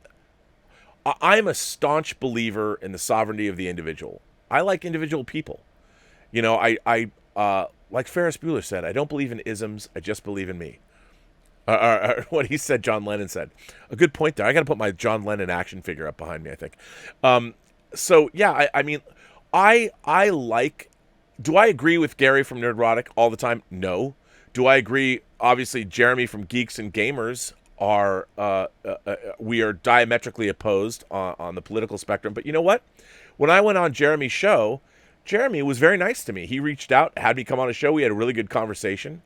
And I found what I find that's very disconcerting is my whole, as you know, my guiding philosophical principle in life is that every single person you meet has a story to tell you have yet to hear. We must learn to listen to one another. Diversity, real diversity, is not about putting people of certain colors in places. Real diversity is about listening to those people, hearing what they have to say, understanding their experience of life. Hearing blanket terms like racism, that's fine. But what we really need to understand is, what does each individual who's experienced racism in their lives, we need to know what that really means. It's nice to say, I'm against racism, but do you really know what people have had to put up with even now? What racism means? I mean, other than joining the team, we need to start understanding everyone's experience of the world. And we're not doing that. Sure, you can have hiring quotas and hire people of color or hire marginalized groups. That's fine. But unless you really hear them and hear and understand their experience of the world, we're not going to change anything. And look, I don't think I've been having a political awakening. What I have been dismayed by is my whole life I've tended to believe the same thing, which is that the strength of individuality, when you bring individuals together to work for a project, like on a movie. One of the reasons I find working in film so interesting and so fulfilling is that you have all of these people from different points of view that have different skill sets. They all come together to work on a project, and under the watchful eye, or hopefully the vision of a director. But still, I love that. My whole life I've wanted to get people together, all different kinds of people, because everybody brings something new and unique to the party, and whatever they bring usually is going to plus whatever it is you're working on. So in terms of me, I've always loved different kinds of people, all shapes, sizes, colors, creeds, whatever they believe, however they identify, their gender, whatever. The more diverse kinds of people that we can hear from, that we can really understand, that we give them a voice so their experiences can be known, that's what we need. We don't need these blanket. I feel like we're living in a world where everybody picks their team. I don't think we need teams. We need individual voices. We need the diversity of individual thought and individual voices. We need to hear each other, because then we're never going to understand. And it's amazing to me that obviously I had an experience back in June when I had people that were supposedly I was working with, that are friends of mine that know me, that were coming after me, calling me a trash person, calling me a right-wing racist. And I'm like, well, clearly, it's fine that they wanted to do that. Luckily, there's enough evidence, contrary evidence to that, to support that that's an absolutely wrong assessment. But what's interesting is the people that I work with, that I thought were friends of mine, or at least respected what I did, they knew nothing about me. And that was really disconcerting. I will say this. Do I like everything that Gary from Nerdrotic says? No. But I like Gary. I like what he has to say. I don't necessarily agree with it, but I like that he's passionate. I learn a lot about the comic book industry from him. And that's the whole thing. I was watching him really before I was even on YouTube myself. Everybody from Midnight's Edge, I really like them. They treat me very Andre, who's basically the grand poobah at Midnight's Edge, he's great. I like all of those people. And look, Marxism is fucked.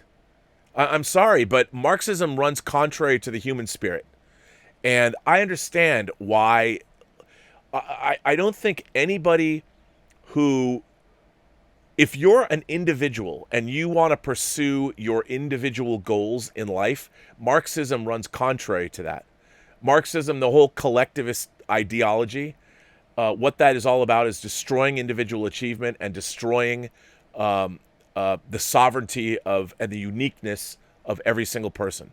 I am staunchly opposed to that. I think people who want to eliminate individuality and individual achievement are a destructive force when it comes to the human spirit. And we've seen plenty of evidence of that. Now, does that mean that I don't believe in socialism, a socialist component to democracy, or a constitutional republic, or whatever you want to call it? Sure. I do think that, look, we have roads, we have stop signs, we have street lights, we pay in our taxes, and we have social programs. I believe in that. I do believe in those kinds of things. I do. I do believe in paying into Social Security and getting welfare benefits for people. I believe in that kind of thing, up to a point. And this resurgence of Marxism, man, when I hear, especially young people, my girlfriend's going to an art college, and there's a girl who's got a full scholarship that bangs on, and I've heard her bang on in the distance about being a Marxist, and she wants to go after the very school that she's at that's giving her a full ride scholarship. I'm like, what the hell? Really? What? I just don't get it. So I don't think I'm having a political awakening. I think I just think that we're talking more and more about politics. Like heel versus babyface. Az, who I'm doing the Prisoner show with, Az is a smart guy. I really enjoy talking with him and talking about the Prisoner with him. And I liked him. We met afterwards after a stream and talked for a long time. And I really like doing the Prisoner show with him. Look, I want cogent debate. I do not believe in intellectual safe spaces. I do not think that words could ever be construed. Look, saying something is not the same as committing violence against another person. You might say hurtful things, but it's not the same thing as committing violence against another human being. And it drives me crazy. Mark C. says, I recently rewatched the sci-fi action horror thriller I Come in Peace, a.k.a. Dark Angel, with Dolph Lundgren and Brian Benben. It won't win any awards, but it's better than it has any right to be. You know, I saw I Come in Peace once. I should watch that again. I love Brian Benben. I keep waiting for them to announce. I was tweeting about this yesterday. They should announce the remake of Dream On. I love Dream On with Brian Benben. Yeah. Bunyan Snipe sends in a tip and says, it wasn't a letter, it was a tip just before Willow. Oh, I should go back and look at that. But I think I did for the show. I did. Mukbong says, I'm excited for Do the Right Thing. So many great films and would love to hear your insight. Such a great movie. And also, you know, Do the Right Thing from the beginning when you see Rosie Perez dancing. I mean, it just announces itself. It's so great. So great. Victory Unlimited show is here. Victory says, speaking of horror, I recently saw some episodes of the Night Stalker TV show on YouTube. That show inspired the creation of the X-Files. What are your thoughts on that old show? Okay, I loved the Night Stalker. Now, for those of you who don't know, the Night Stalker it ran one season, and it starred Darren McGavin as a reporter named Carl Kolchak that would go after supernatural vampires and things. And it was spun out of 2 TV movies. First was the Night Stalker, and the second one was the Night Strangler. One was set in Vegas, and the other was set in Seattle. And they went into Seattle's underground city. And Kino Lorber recently put out the Night Stalker and the Night Strangler on Blu-ray. So you can get them. I'm a huge fan, and they also brought back Darren McGavin actually in the X-Files as a thinly veiled aging Carl Kolchak. But I'm a huge fan of the Night Stalker. Really, really good. I also love the theme song of the Night Stalker. It's great stuff. Johnny Stewart is back, and he sends in a tip and says, this Dawn talk has jogged my mind. What are your thoughts on Dawn of Justice Ultimate Edition? Laugh out loud. Have you seen it? Might have missed your talk on this. Also, the Department of Justice haters mesmerize me. I think the Dawn of Justice Department of Justice. I think it rocks. Marvel finally got the edge with Infinity War. Okay, yes, I've talked a lot about Batman v Superman Dawn of Justice. I did not like the theatrical version very much, but the Ultimate Edition, I don't think is perfect, but there is a power to it. It casts a spell. Now, do I think it's overstuffed? Yes. Do I think Doomsday, do they have to put 10 different storylines in that movie? No. But there is a grandeur to some of it that I really, really like. And it is definitely unique. If you like Zack Snyder or you don't like Zack Snyder, there's definitely something there. There are things I still don't like. I don't like that Gotham is across the bay from Metropolis. I don't like the idea that Superman never flew over to Gotham to see what was up with Batman. I love Wonder Woman in it, but there's a lot in it that's goofy. But I think what's going to be interesting is when we finally get Zack Snyder's Justice League, I would like to think that he now has the trilogy, Man of Steel, Batman v Superman, Dawn of Justice, and his Justice League. And I'm curious, is he going to go back and refine Man of Steel and Dawn of Justice and then Justice League? Because I would love to see if he adds things and changes things. And so I do think it's definitely worthy. I do enjoy it. Roger Grind sends in a super chat and says, I bought Winds of War years ago when JAG was still a thing. The age kept me from watching it. Your thoughts on it are quite high. Should I give it a try as I have it on DVD already? Okay. If I go get this thing, I'm going to go get something. It's going to be a pain in the ass for me to pick up. But you asked me about Winds of War. Okay, you got to bear with me here, and I know there's a little bit of a mess behind my back. If I can get this without causing horrible things to happen, okay? In order to do this, because it's really, really heavy, I'm gonna switch. I'm gonna switch this for a second, okay? Okay, I've got to take my headphones off to do this. Okay, first of all, I'll show it to you first. Okay, this is hilarious. This is gonna be really hard to do. So bear with me. I'm wearing shorts. Don't laugh.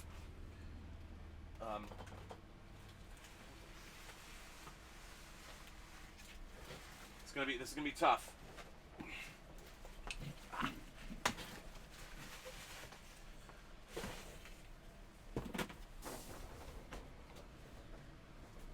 How much do I love the Winds of War? This much.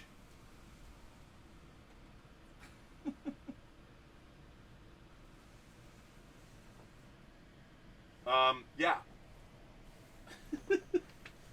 Now what do I do? Now what do I do with this? I don't really know exactly. Hold on. You have to put this over here. Oh. Oh man. Oh. This is very heavy. Very, very heavy. Hang on.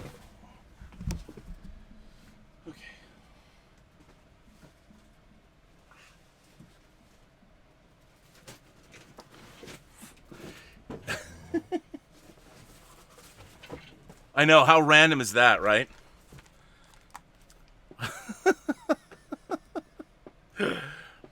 I had to move that anyway. So, what is that, you ask? Why do I have that? I got that from Mark Altman, and he had that poster was given out. That poster was given out to schools back in 1983 when The Winds of War aired, and it was like a like a poster book, and it was like a poster book. So Mark had that on his wall. It was all tacked up and everything, and he actually gave it to me, and I had it restored and linen backed and framed with UV plexi. So that. Now, it's crazy. Seth MacFarlane, of course, just announced that they're going to remake or they're going to readapt Herman Wouk's books. Herman Wouk wrote The Winds of War and War and Remembrance, and I have both. I love The Winds of War, and I love War and Remembrance. I love them both. I like Winds of War better, but it's one of my favorite things. So you've got to watch it. It's so great, and you should totally give it a try. It's really, really good. It's really good. Check it out and report back. That poster's gigantic. Yeah. The Squish Show sends in a super chat and says, love George Romero's Dawn of the Dead the best, but I have to say Shockwaves is my favorite zombie movie, but just by a wee flipper more. Shockwaves is a Nazi zombie movie, which I actually have. I have it. Yes, I do. I like Shockwaves. It doesn't have the kind of social commentary, and it's much more of a fantastical film. I mean, Nazi underwater zombies, but it's good. John sends in a super chat and says, fully articulated sounds like the right length for Quibi. R&B and a Quibi. That's what I should start saying, but they'd probably sue me. And I do not want to support Quibi. Roger Grind sends in a super chat and says, have you seen Lords of Chaos, a film loosely based on the rising of black metal in Norway in the early 90s? Jack Kilmer and Rory Culkin did a great job. Yes, I have seen Lords of Chaos, and I love Lords of Chaos. And you know what's funny about that? I don't know why, but I saw a poster for it sometime in the last 24 hours. Is it because somebody's playing it somewhere? Why did I see it? I mean, a really interesting story, too. Really interesting story. Yes, everybody should see Lords of Chaos. Even if you don't like black metal, you should watch it. It's good. Mukbong sends in a super chat and says, thanks for building a great community. Money don't matter. Money don't matter tonight. Still didn't matter yesterday. I love that song. What Well, thank you, Mukbang. Thank you for always being so supportive. Calvin Bose sends in a tip and says, being a Bond fan kills me that there is a 007 film that is brand new and they won't let me see it. You and me both, Calvin. I cannot believe that No Time to Die was going to come out in April and we're approaching mid-August. I mean, what the hell? It kills me, too. As a lifelong Bond fan, every day that goes by is a day that I'm closer to death.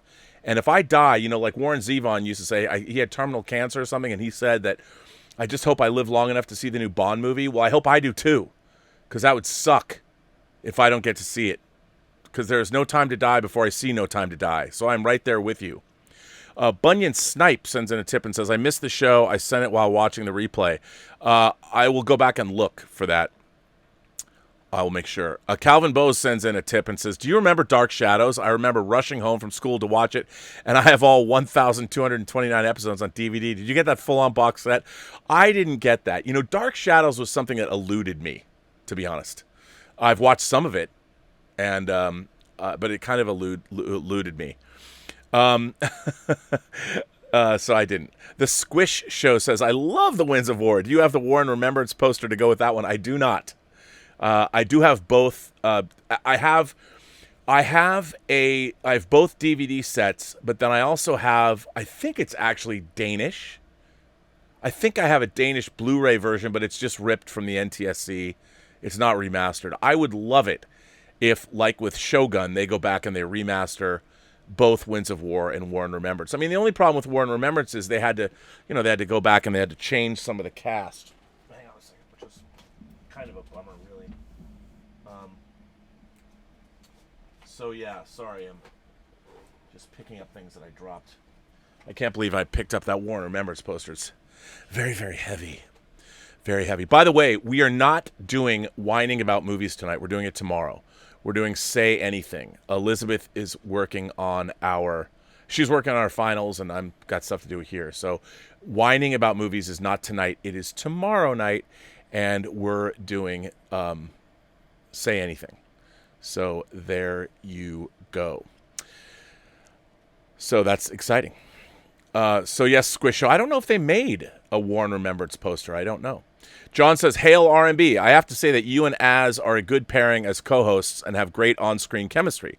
I hope you're looking into the next series to cover after you finish with The Prisoner.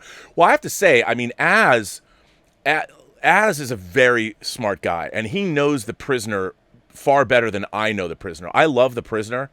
And, of course, I've read a lot of books about The Prisoner, but it's not a show that I know as well as, say, Star Trek episodes. So when I go back and watch them, they're not as ingrained in me as they are with Az. And one of the things I really like about doing Az is heel versus babyface, for those of you who might know him online. One of the things I like about doing the show with Az is I learn as much about The Prisoner from him as I do rewatching the episodes. So it's a lot of fun doing the show with him. And apparently people like it. People like our show, which is great.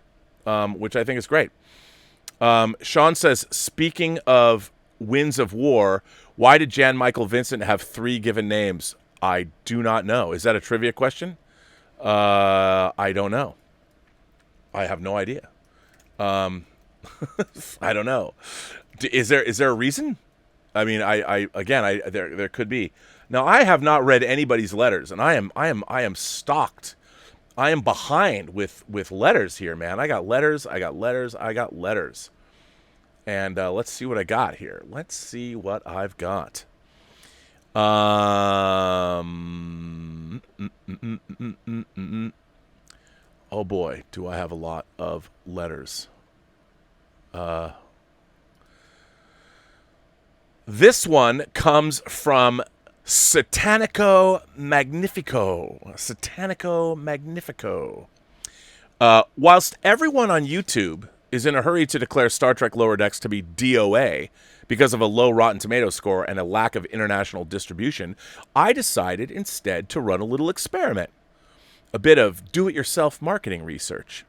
The result of that experiment was not at all what I anticipated, but I consider it to be a newsworthy finding for those of us who would like to see Star Trek grow and reach the youth of today. In brief, I hauled in one of my young coworkers who had zero interest or knowledge of Star Trek outside of Picard facepalm memes, who was instead a Rick and Morty fan. I thought he would find it unfunny and incomprehensible due to the heavy referencing of Star Trek lore. I was very wrong. He liked it so much, I was able to get him to then sit and watch the classic TNG episode, The Measure of a Man, which he went on to, well, you can watch the interview footage here, which I'm going to put in the live chat. You can watch the interview footage here. YouTube's Trek community is literally throwing the baby out with the bathwater by rejecting this series reflexively. Now, that's the power of math, people. All right, well, here you go. Here is whatever that is. I can't watch it from here, but it's in the live chat, so check it out.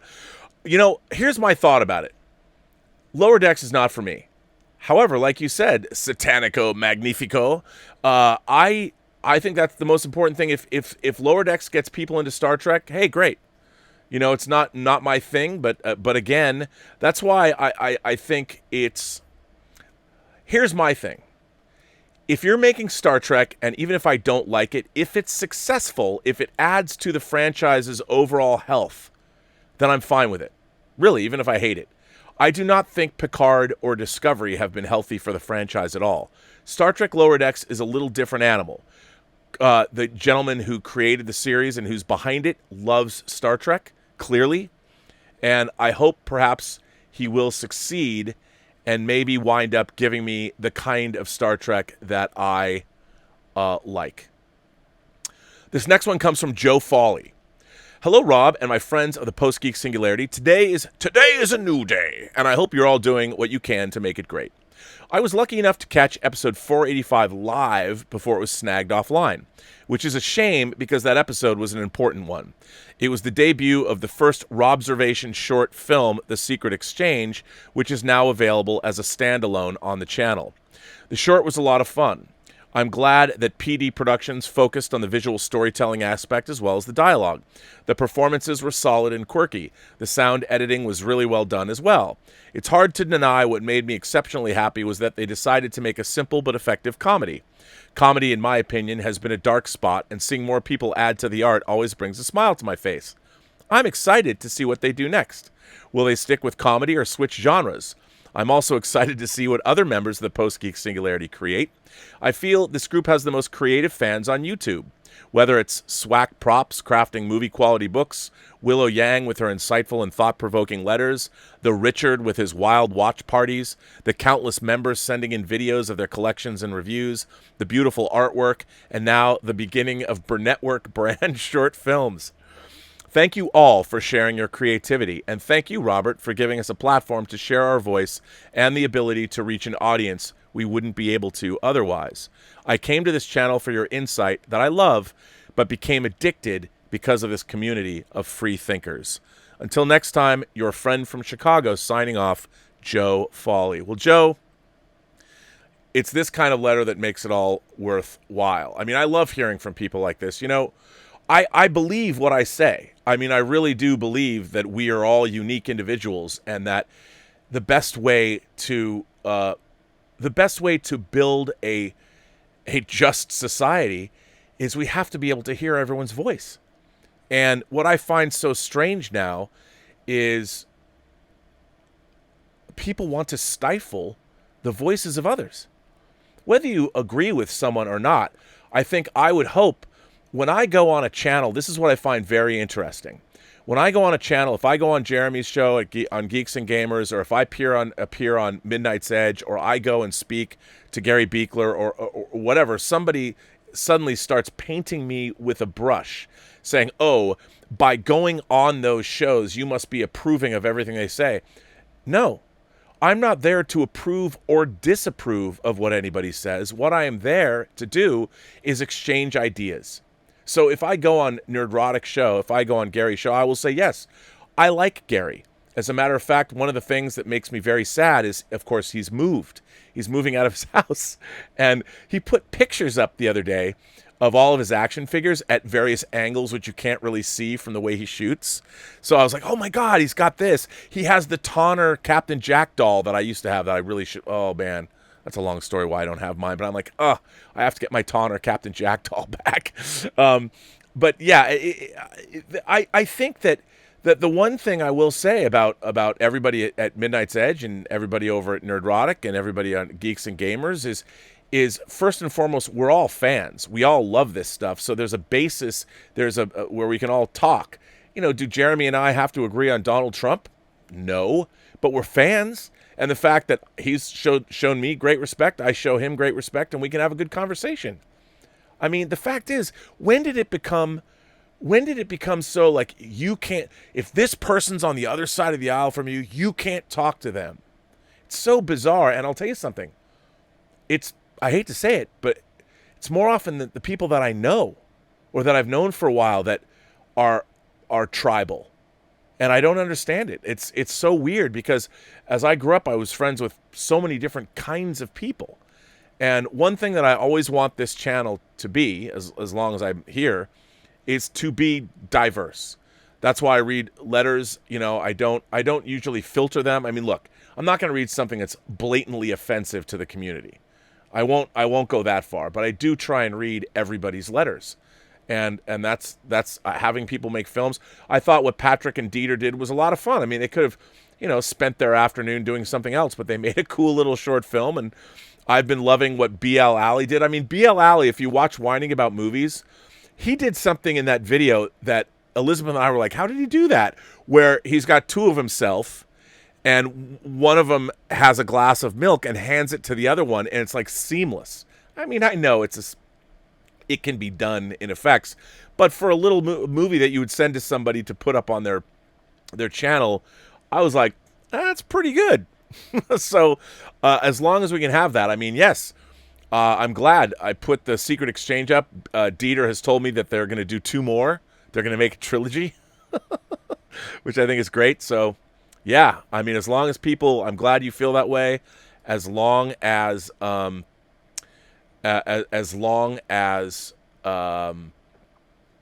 people, you know, they keep enjoying what we're doing, I'll keep. I'm here. Let's keep doing it. You know what? This letter I'm going to read on our prisoner show. I'll read on the. You know what? No, I'll read it here. Jared M. Snyder sends this in and says, "Dear Rob and Az, I watched Arrival with my parents and siblings on our black and white TV on June 1st, 1968 at our home in Connecticut. My father's business frequently took him to Europe, from whence he returned with presents like my Corgi James Bond Aston Martin, complete with bulletproof shield, machine guns, and ejection seat, and an armload of British spy novels. His love of these novels, combined with my mother's crush on Patrick McGoohan, ensured that every episode of Secret Agent Man was a family affair. The show was hugely popular in 1966 and remained so until it concluded on January 1968 with the episode Not So Jolly Roger. Networks programmed the summertime with filler, European shows, old movies, and reruns. Running The Prisoner in the summertime meant CBS never expected it to be a continuation of Secret Agent Man. My parents were shocked by The Prisoner. Spies were abducted, such as in 36 Hours in 1965, but always by the bad guys. Defectors and traitors were tricked or cajoled into divulging their secrets weekly on Mission Impossible, but not our own people. The disillusionment that was coming had not yet hit them. However, my siblings and I were pulled in. Port Marion was a creepy version of villages on my father's European postcards, and the forced politeness of the faceless organization as it ground down the individual could have been the Pentagon's weekly press conferences for the Vietnam War. We found large, stinging jellyfish on our local beach that reminded us of Rover, particularly the famous Grimace through the water balloon. There really has never been anything like this since. I vividly remembered each episode I saw and still find so much each time I watch them again. One final note. When P.F. Sloan wrote Secret Agent Man in 1964, there was no prisoner. He was thinking about 007 when he wrote his lyrics. But do you think McGoohan at least found a kernel of inspiration in the line, "He's giving you a number and taking away your name," when he was conceiving of The Prisoner? Wow, what a great letter. Jared, thank you so much. I think absolutely he was. Incredible. Absolutely, 100%. And thank you for writing this letter in. What I'm going to do is I'm going to send this to Az, because one of the things, for those of you who don't know, Heel versus Babyface and myself are doing a rewatch of The Prisoner, the TV series The Prisoner, and we're doing it with our own order, not the regular broadcast order, which we think is not as conducive as the order we're doing it in, and we're trading off. One week we do it on his channel, another week we do it on my channel, and so we did it on my channel this week, and next week we're going to be covering the episode Checkmate. So if you haven't seen that, I think if you have never seen The Prisoner, what are you waiting for? I think you would really enjoy it if you have never seen it before. And let me put this. And I'm going to put this on send it to him. Okay. So there we go. So Jared, thanks for writing in. I hope you guys are enjoying our show there because it's a lot of fun. Let's see. What is next? This next letter comes from Jermaine K. Jermaine K. Hello, Rob. Thanks for reading my previous letter. Before getting into the main topic of this letter, I have a quick James Bond question for you. I've never watched Never Say Never Again, no bad pun intended. Do you recommend it? Why or why not? Well, first of all, as many people know, Never Say Never Again was the product of an ongoing legal battle between Kevin McClory and Cubby Broccoli, who it goes all the way back to making Thunderball, which is what was going to be the first James Bond movie. I have a great book called The Battle for Bond. It's just a nightmarish story. Kevin McClory, Cubby Broccoli, and Harry Saltzman had sewn up the rights, but Kevin McClory had a certain claim to them because of Thunderball, and Thunderball was then, the book came out, and it was just a mess. And so in 1983, Kevin McClory was granted the rights to remake Thunderball. So he brought Sean Connery back, and in 83, 2 James Bond movies came out. The official James Bond movie, which was Octopussy, that came out from Broccoli's company, and then Never Say Never Again came out. So Never Say Never Again is a flat-out remake of Thunderball. It was directed by Irving Kershner, who directed Empire Strikes Back and RoboCop 2, and there are things about it that I really like. It's great to see Connery come back. I like the characters. Klaus Maria Brandauer is really great in it. Kim Basinger is in it. Barbara Carrera plays Fatima Blush. Love her. I can't stand Michel Legrand's score. But there's a lot of really interesting stuff in it. I think, and Max von Sydow is Blofeld. I really think that it's worth seeing. But, you kind of have to read a little bit about the history before you watch it. But you absolutely should watch it. Because it's certainly, look, I think if it had a different musical score. When I was working on Superman Returns, there's a guy in Perth, Australia, that put out a version of Never Say Never Again, and he used all John Barry music. And he used the Shirley Bassey Propellerhead song, History Repeating, over the opening credits. Really interesting, and it worked a lot better. But there's a lot in Never Say Never Again to like, but it's a little Baroque. It's kind of weird, but, As for the primary topic of this letter, I think I understand why so many fans are divided lately over popular genre franchises. The new content, be it episode 7, 8, and 9 of Star Wars or Star Trek Picard and Lower Decks, seems to outwardly mock, disrespect, belittle, or ignore the past. As a lifelong Star Wars fan, much of Rise of Skywalker made me want to scream. I spent 85% of the movie thinking that Star Wars lore and canon were being trampled on gleefully by people who disliked the franchise. I mean, how can Rey use Force healing, but Anakin Skywalker couldn't? That's asinine. Yet I can imagine a new viewer coming into Star Wars through this trilogy and having a very different opinion of the lore than I do. Thinking of that viewer brought me to a question. Is it possible to write a reboot that will feel acceptable to older fans and be accessible to new audiences that have no prior experience with the story? I believe a talented writer or writers can do this, and that's why I love hearing your description of Star Trek The Beginning. Star Trek The Beginning does exactly that. The connections to Enterprise made me happy as I really liked that show, yet there's no need to have watched Enterprise to understand Star Trek The Beginning and get into it. I hope in the future more beloved franchises find the right balance between making something established fans can embrace and the ability to draw in a new audience also. Thanks and take care. Well, Jermaine, what a great letter. Thank you.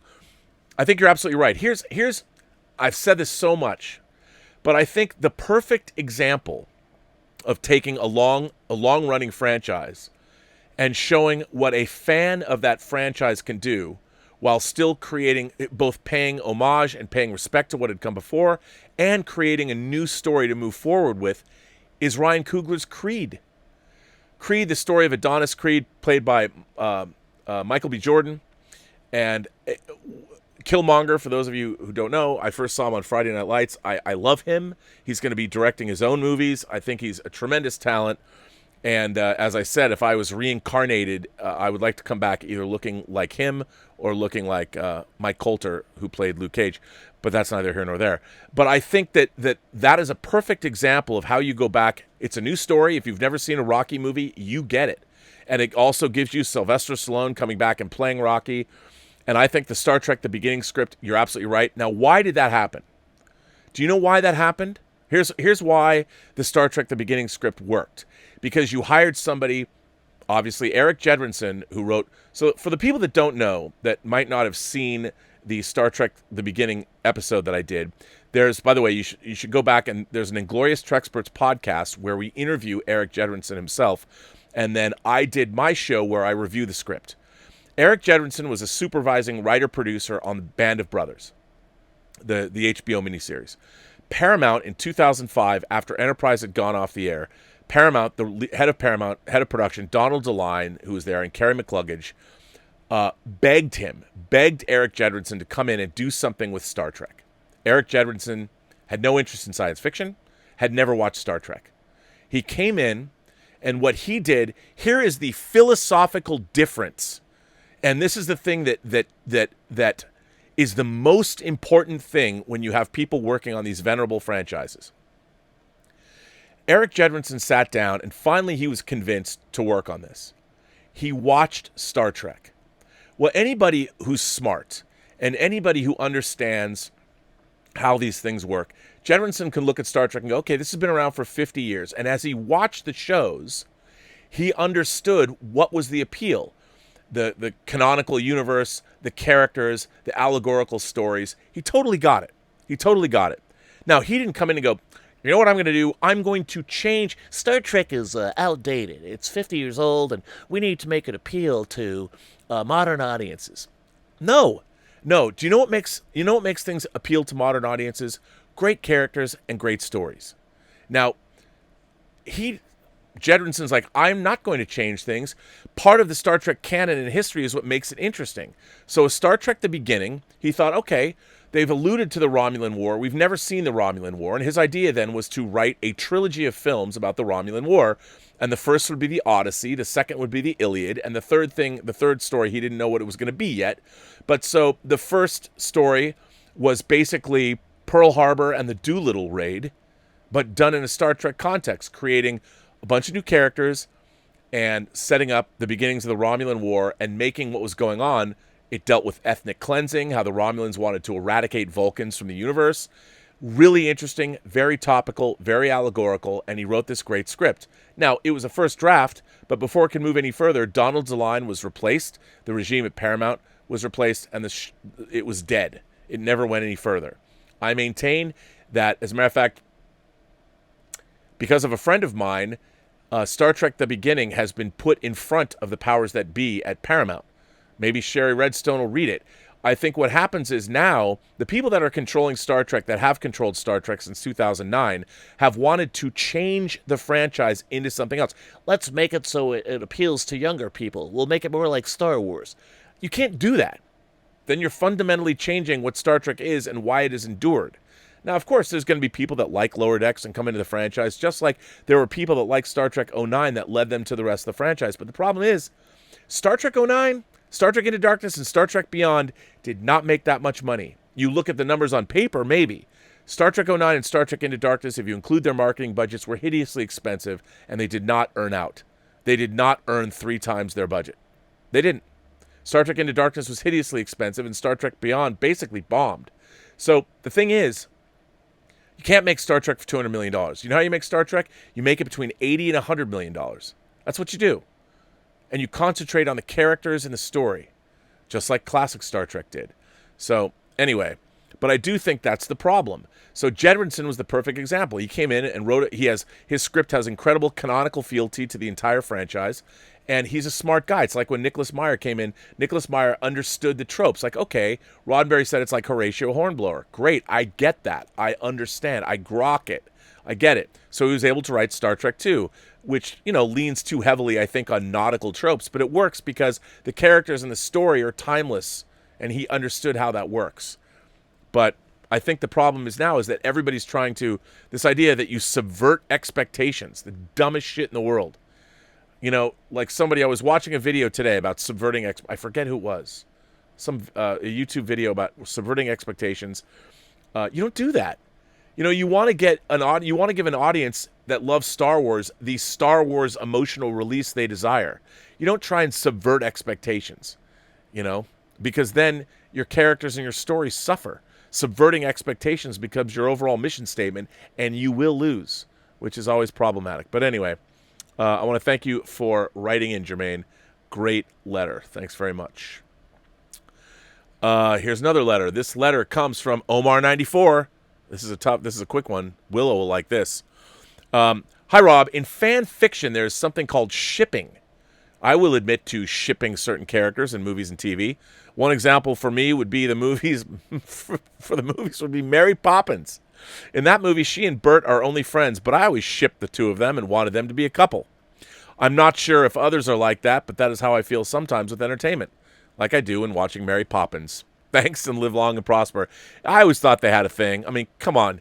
You know that Mary Poppins, she was a dirty, dirty girl when she needed to be. Why do you think she was so happy all the time? Why do you think she was able to offer discipline but with a spoonful of sugar that helped that medicine go down?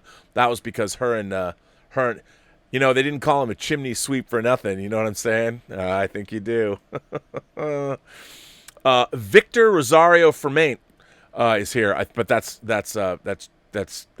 French. Fermain, I think.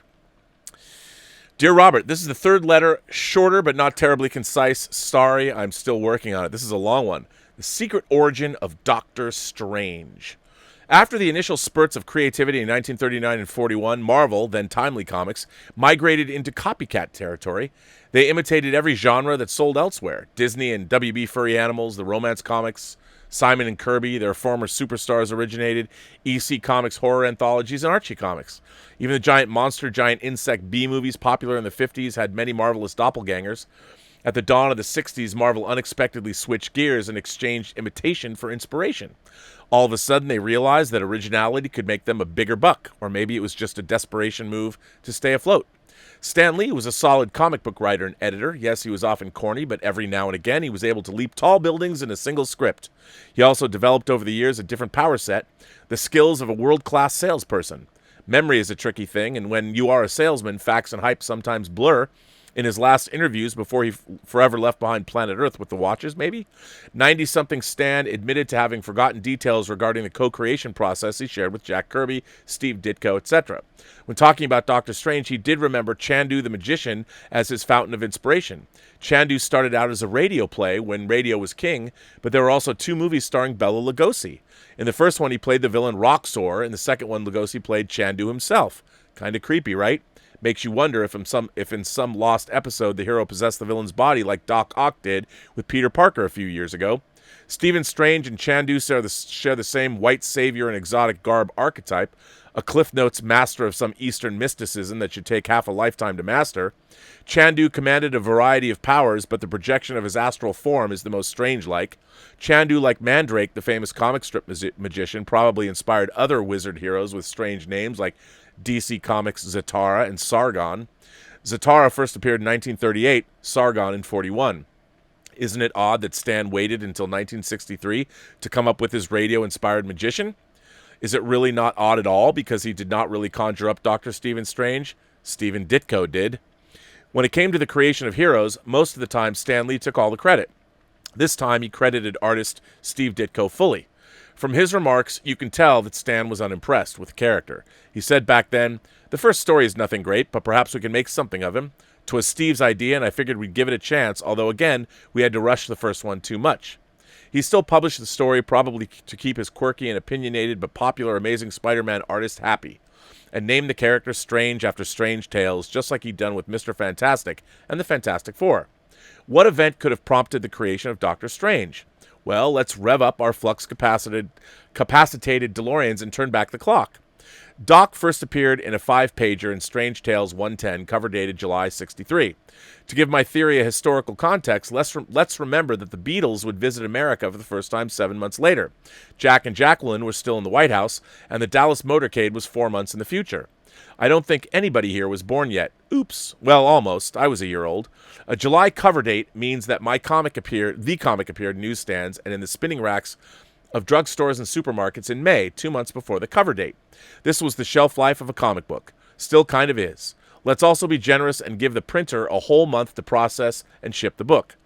April. As a comic book artist myself, I know that you can pencil and ink 5 pages in just a few days, but Mr. Ditko is Spidey's regular artist. He had already drawn the first year of his adventures, so let's give him a whole month. March. So whatever happened, or whatever inspired Ditko likely occurred in January or February of 1963, or maybe in late 62. Roger Corman's The Raven was one of the 3 movies that impacted my childhood when I saw it on TV, along with Jason and the Argonauts and George Pal's The Time Machine, just like Pal's War of the Worlds did yours. The Raven was released on January 25th, 1963, and it was penned by the great Richard Matheson and loosely inspired by the Edgar Allan Poe poem of the same name. In Poe's The Raven, a still mourning widower is tormented by a raven that he imagines is talking to him. In Corman's movie, the grief-stricken widower is a 15th century wizard named Dr. Erasmus Craven, Vincent Price, and the raven that comes to visit is really a man punished by black magic, a bumbling mage named Dr. Adolphus Bedloe, Peter Lorre, whose son Rexford is played by a young Jack Nicholson. The warlock who transformed Bedloe is the nefarious Dr. Scarabus, Boris Karloff. It turns out that Craven's dead wife Lenore, Hazel Court, faked her death and ran away with Scarabus. The movie ends with perhaps the earliest live-action magic duel I ever saw. Later that year, audiences would enjoy even more humorous animated wizard fracas between Merlin and Mim, certainly the coolest part of The Sword and the Stone. A few years before Toei Animation and Metro-Goldwyn-Mayer delivered a.k.a. Magic Boy, a beloved anime classic with an astonishingly violent sorcerer fight. It doesn't take much to fire up an artist's creativity. For instance, Prince Valiant carves a demon mask out of the skin of a goose to spook away superstitious Viking raiders. This throwaway plot device in Hal Foster's strip became the look for Jack Kirby's Etrigan, but Foster's mask design itself might have been inspired by the 1922 Swedish film called Haxan. I'll be the first to admit that a theory, no matter how elegant and neat, is not a fact. Real events and statements cannot be replaced with conjecture. But in The Raven, we have 3 sorcerers titled Doctor, or I guess Witch Doctor. At first, Steve Ditko gave Doctor Strange a pencil-thin horseshoe mustache that he later trimmed to Vincent Price length.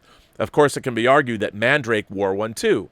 However, early Baron Mordo looks a lot like Boris Karloff. It's easy to imagine that Price versus Karloff duel becoming the match that lit the fuse of Mr. Ditko's imagination. Like a true visionary, he would not merely repeat on paper what he had maybe witnessed on the big screen. Instead, he would push it beyond what cinema was capable of at the time. The ensuing explosion of sheer genius and visual insanity blew me away when I discovered his work in the mid-70s in one of those oversized Marvel Treasury editions, years after years of loving Gene Colan's depiction of the Ancient One's favorite pupil, and just when Frank Brunner had become my favorite Doctor Strange artist. Brunner's run is still up there, but now he shares that peak with a couple of issues drawn by Michael Golden. Nonetheless, when it comes to the master of the Mystic Arts corner of the Marvel Universe and its neighboring dimensions, Steve Ditko will always be its god and king. Finally, if the Sorcerer Supreme's birth is intimately related to Corman's The Raven, as I propose, I feel it's eerily fitting that a filmmaker who cut his teeth directing horror comedies like Sam Raimi will be behind the camera for Doc's sequel. We may never know if his arrival was due to divine or eldritch intervention, though. Victor Rosario from Maine, Carolina, PR, USA. P.S. My girlfriend Claudia and I love your shows, and I wear my Robservations t-shirt proudly. She says she wants to buy a mug soon. Well, Victor, you tell your girlfriend Claudia. You know, Claudia, Candida, what's all of these girls with C's? I mean, imagination connoisseurs must be attracted to those kind of girls. She should buy a mug. Thanks for your great letter. I love your deep dive historical letters, so thank you for that. Much obliged. What a cool letter. By the way, if you want to read these letters again, they are all on the website, the Burnettwork.net website. Let's see. Who is next? Who is next?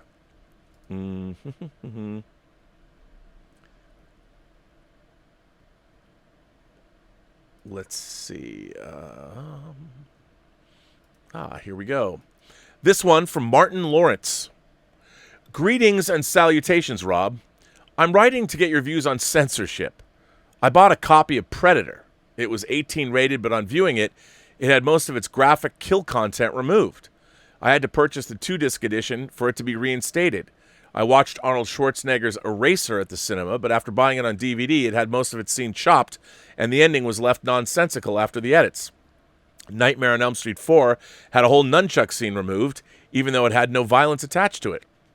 Best of the Best 4 had a 2-minute scene removed because of nunchuck usage, and the list goes on and on. Time Cop had different scenes from its cinema release, and I have to go far and wide to try and get the complete unedited versions of most films. I'm a functioning adult.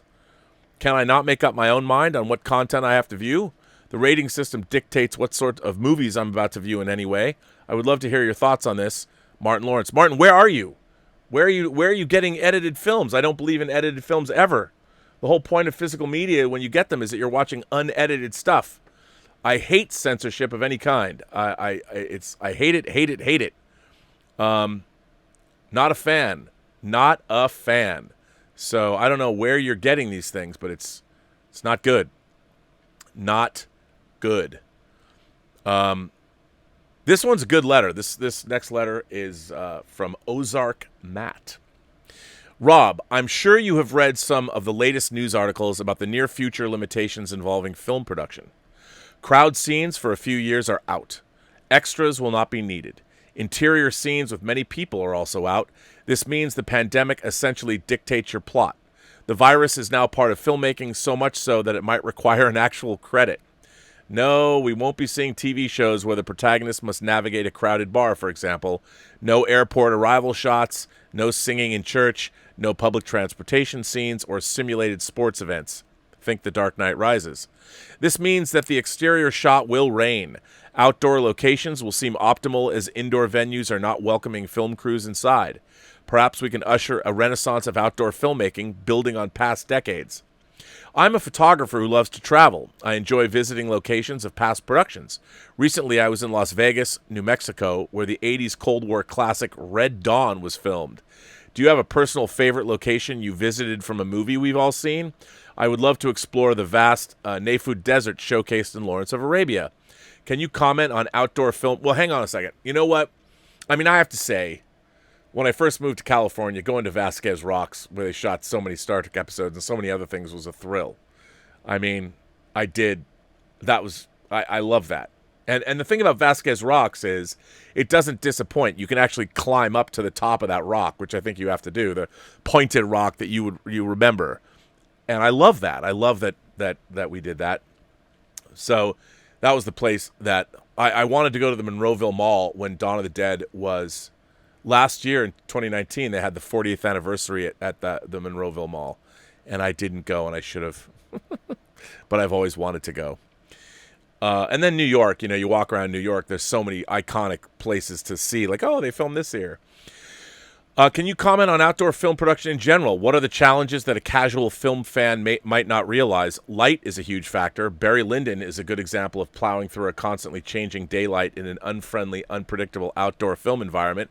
Well, I'll tell you something. I mean, there are two movies that I did back to back where I was doing behind the scenes documentary stuff on Chronicles of Narnia. A lot of that was shot outside. And also Superman Returns, huge crowd scene out in front of a hospital where there was 1,000 extras. It's really tough. Logistically, it's hard because remember, let's say you have a big crowd scene. Let's say you have 1,000 extras. Where do you house them? Where do you put those 1,000 people when they're not shooting? Where do they go to the bathroom? How do you feed them? Where do you clothe them? You have to bring in a whole microcosm, of society. You have to build your own little. I mean, with Chronicles of Narnia, they built a giant tent city in Flock Hill, which is about 90 minutes outside of Christchurch, up in the mountains. And for inclement bad weather, they had a cover set, a green screen cover set that was blown off the mountain when a storm rolled right through the canyon, just whoosh, took it away. So And like you said, lighting changes all the time. You never know. Paparazzi outside when we were shooting Kevin Spacey on the beach. There were paparazzi, and there's nothing you can do. You can't, like, kick them off. It's public land. So there's a lot of logistical problems that go toward filming outside. And light is a huge factor. It's constantly changing. Is on-location exterior filming more or less expensive than a traditional studio space? On-location exterior filming is always more expensive for the most part, because there's all these extra added expenses. I mean, you have to have your equipment, your trucks have to be staged somewhere on public streets usually. You have to hire a cop for traffic. I mean, it's more expensive across the board. A studio is always easier to control 100%. So I would guess the studio is more costly, but travel and logistics must add tremendous costs. I mean, it might cost a lot to rent the studio, but for the most part, you don't have to get cops. You know, there's usually parking. You can already stage. You bring in your trucks. You can stage them there. You're not paying for blocking off the road. There's no permits. There's so much. It's so much easier to shoot on a studio stage. How differently does a film crew work when they're not supervised by studio bosses in a physical realm? Do they still send regular dailies back like they did in the 20th century, or has that changed? That has not changed. I have to say, I think on location crews even work harder because they know that the time in that location is precious. And because you have to load in and load out, you have a lot less time to shoot. You're fighting weather. You're fighting the light. So the crews, in my experience, have worked harder on location because the pressure is on. There's a lot less pressure. And they do. You know, all the dailies are processed. Now, if they're digital, you're still shooting photochemically. All the dailies are processed and they're delivered. Like the producers, the studio, the director, you get those dailies every day on. Now it's all done online, but you get the dailies on. Usually, you'd get them on DVDs to look at. So yeah. Your average crew member, do they prefer working close to home in a studio, or is the opportunity to get out of town and make art exciting to production staff? Look, I think it's both. I will say this. Going to a foreign country on the studio's dime, where you get to live for an extended period of time, is pretty awesome. I mean, for me, I loved it. I got to live abroad in Bulgaria when we shot Hills Run Red. I spent extended times in New Zealand on Lord of the Rings and on Chronicles of Narnia, and I spent almost a year in Australia on Superman Returns, and it was great. I loved it because, you know, on the weekends when you're not working, you get to experience a culture and you're living there. So you find your favorite restaurants. You know, in Australia, if you're in Sydney, you go to the Blue Mountains, or you can go up to the Gold Coast. I mean, you get to experience a whole different part of the world. It's fantastic. Now, some people, you know, when you're working, you're working. I mean, when you're working on a film, if you're working 5 days a week, it's all encompassing. You basically go to work, you go home, you go to bed, you get up, and you start it all over again. But being in a foreign country for the weekends, taking that time off, it's great. Now, I can't speak for everybody in production. It depends. But I think most people, depending on how long you're there, too. Narnia, 14 months in New Zealand and 10 months for Superman Returns. That's a long time. That's a long time. But I think it's a lot of fun. I grew up in St. Louis, Missouri, home of the on-location epic Escape from New York. I can recognize many outdoor locations in the city that have changed over time, and some others that have remained a recognizable backdrop for a dystopian John Carpenter film. The Air Force One crash site with orange escape pod exterior location has not changed much in decades. The train cars where the president was being held hostage are exactly the position on tracks in the main yard behind the iconic St. Louis Union Rail Station, or St. Louis Union Station. The final climactic action scene was filmed on a still-functioning Mississippi River bridge connecting Missouri to Illinois just north of town. The wrestling ring location where Snake battles to the death is currently a very fancy hotel bar and lounge. Yes, this is an interior scene, but it used an existing public building that anybody can visit today, sit down, have a drink, look around, and be submerged in verisimilitude. All Post-Geek Singularity folks should stop by and check it out if they're ever in St. Louis for an afternoon. I estimate a full 70 to 80% of the entire film was shot on location here, including all exterior and interior scenes. Thanks for being one cool dude one can hang with virtually and celebrate all things cinema. Cheers! Ozark Matt, St. Louis. What a great letter, Ozark Matt. Thank you for that. I appreciate it. Yeah, I mean, this is fantastic. You know what, ladies and gentlemen? I got a few more. Let me get these last super chats, and I didn't realize that this show. I've been having so much fun doing this show. I didn't realize we're 2.5 hours in. My God. Let's see. Roger Grind sends in a super chat and says, another show I grew up with was The Little Vampire. I never watched that. A Canadian-German co-production. That was great. Vampires, not guys, sparkling in the sun. By the way, there's a new Twilight book out. It sold 1 million copies in its first week. Come on now. Mukbong sends in a super chat and says, did you ever get to read anything by Sharon Shin? I didn't. She wrote a great book called Archangel, and I loved it. I loved Anne Rice, too. Amazing book, so I love Anne Rice. Archangel sounds right up my alley. John sends in a super chat and says, that opening short movie on Elizabeth's was awesome. I thought they were twins, especially when they did the milk handoff. He did a great job. Well, that's author B.L. Alley, and if I might encourage everyone to go back and watch that opening video, B.L. Alley, who does great parodies of this show, did a great parody of Elizabeth's, but go check out that video because in the middle, there is a blurb for a book. B.L. Alley is an actual science fiction writer. And you can get his books on Amazon, and I would encourage you, if you like his movies, obviously you'd probably like his books. And so go back and look at the blurb that he has in the middle of that video, and go get his work. Go buy his book. How cool is it that one of our contributors is an author? Fantastic. Johnny Stewart's still here and says, The Prisoner is timeless and amazing. It has inspired so much. One of my personal favorites that it clearly inspired is David Lynch. Oh, obviously. Totally. I totally agree with you, Johnny. Going to send a letter. Some really amazing allegorical and symbolic things in the show. Lynch is the closest now. I totally agree with that. Totally agree with that. Mukbong says, after so many varieties of movies and wines on whining about movies, do you have a least or best favorite wine type?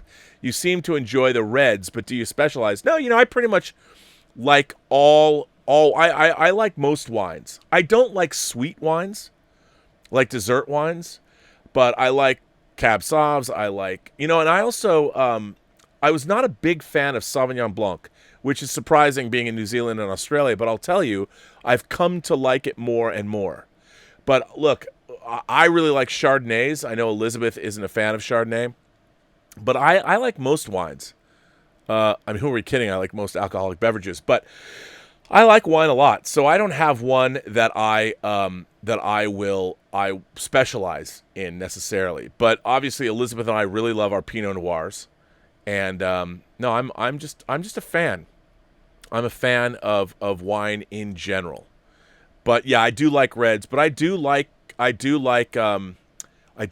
wines a lot. I do like white wine a lot. I really like a good Chardonnay. I really do. Johnny Stewart sends in a tip and says, meant to put $10 on the Prisoner David Lynch tip. Well, thank you, Johnny. Drink coupon. Absolutely. Well, ladies and gentlemen, this has been a raucous and fun fun edition of Robservations episode number 489. Wow, I mean, I brought out the Winds of War poster. I got to talk Dawn of the Dead. I don't think I was as intellectually stimulating on the whole Dawn of the Dead thing as I wanted to be. I kind of rambled, so I apologize for that. But what a great show. I want to thank everybody for the generous support of the channel. I want to thank you for writing letters. And by the way, I'm still catching up on letters. If I haven't read your letter and you've written me in the last couple days, I will get to it. And I'm getting through them. The website is back up and running. Go to Burnettwork.net. You can send me videos. You can send me movies. You can send me anything you want to write, letters, all that. You can go there. It's free of charge. And I will read your letters and play your movies. And hopefully Dieter Bastian and Patrick Keller, they are working on a sequel to The Secret Exchange. And I can't wait to see that. I could tell you what the title is, but I don't want to ruin the surprise because Dieter did tell me what it was going to be called. So hopefully we will see that shortly. But anyway, I want to thank my great moderating staff. I want to thank Mike Bodden for the website and being the Grand Poobah. I want to thank Greg Smith. I want to thank Joshua Levesque. I want to thank Haynock is here. Mr. Derringer is here. Robert Priso, I don't know if he's here. And I also, of course, want to thank the Richard for being the Richard, for also making this shirt. And the Richard is obviously over on the Post-Geek Singularity Facebook page and the Whining About Movies Facebook page, doing watch parties and showing things. And remember, we will be doing Say Anything. We're going to do it Romantic Friday, but we're pushing it because Elizabeth is doing schoolwork. Her finals are next week. And I've got stuff to do as well. So we're bringing back Whining About Movies. Will be tomorrow. Maybe we'll do it even earlier at 6. I will be back here tomorrow with another exciting episode of Robservations, the show about something. That said, remember, every person you meet has a story to tell that you have yet to hear. And all you have to do is listen. And with that, I would say to all of you, have a better day.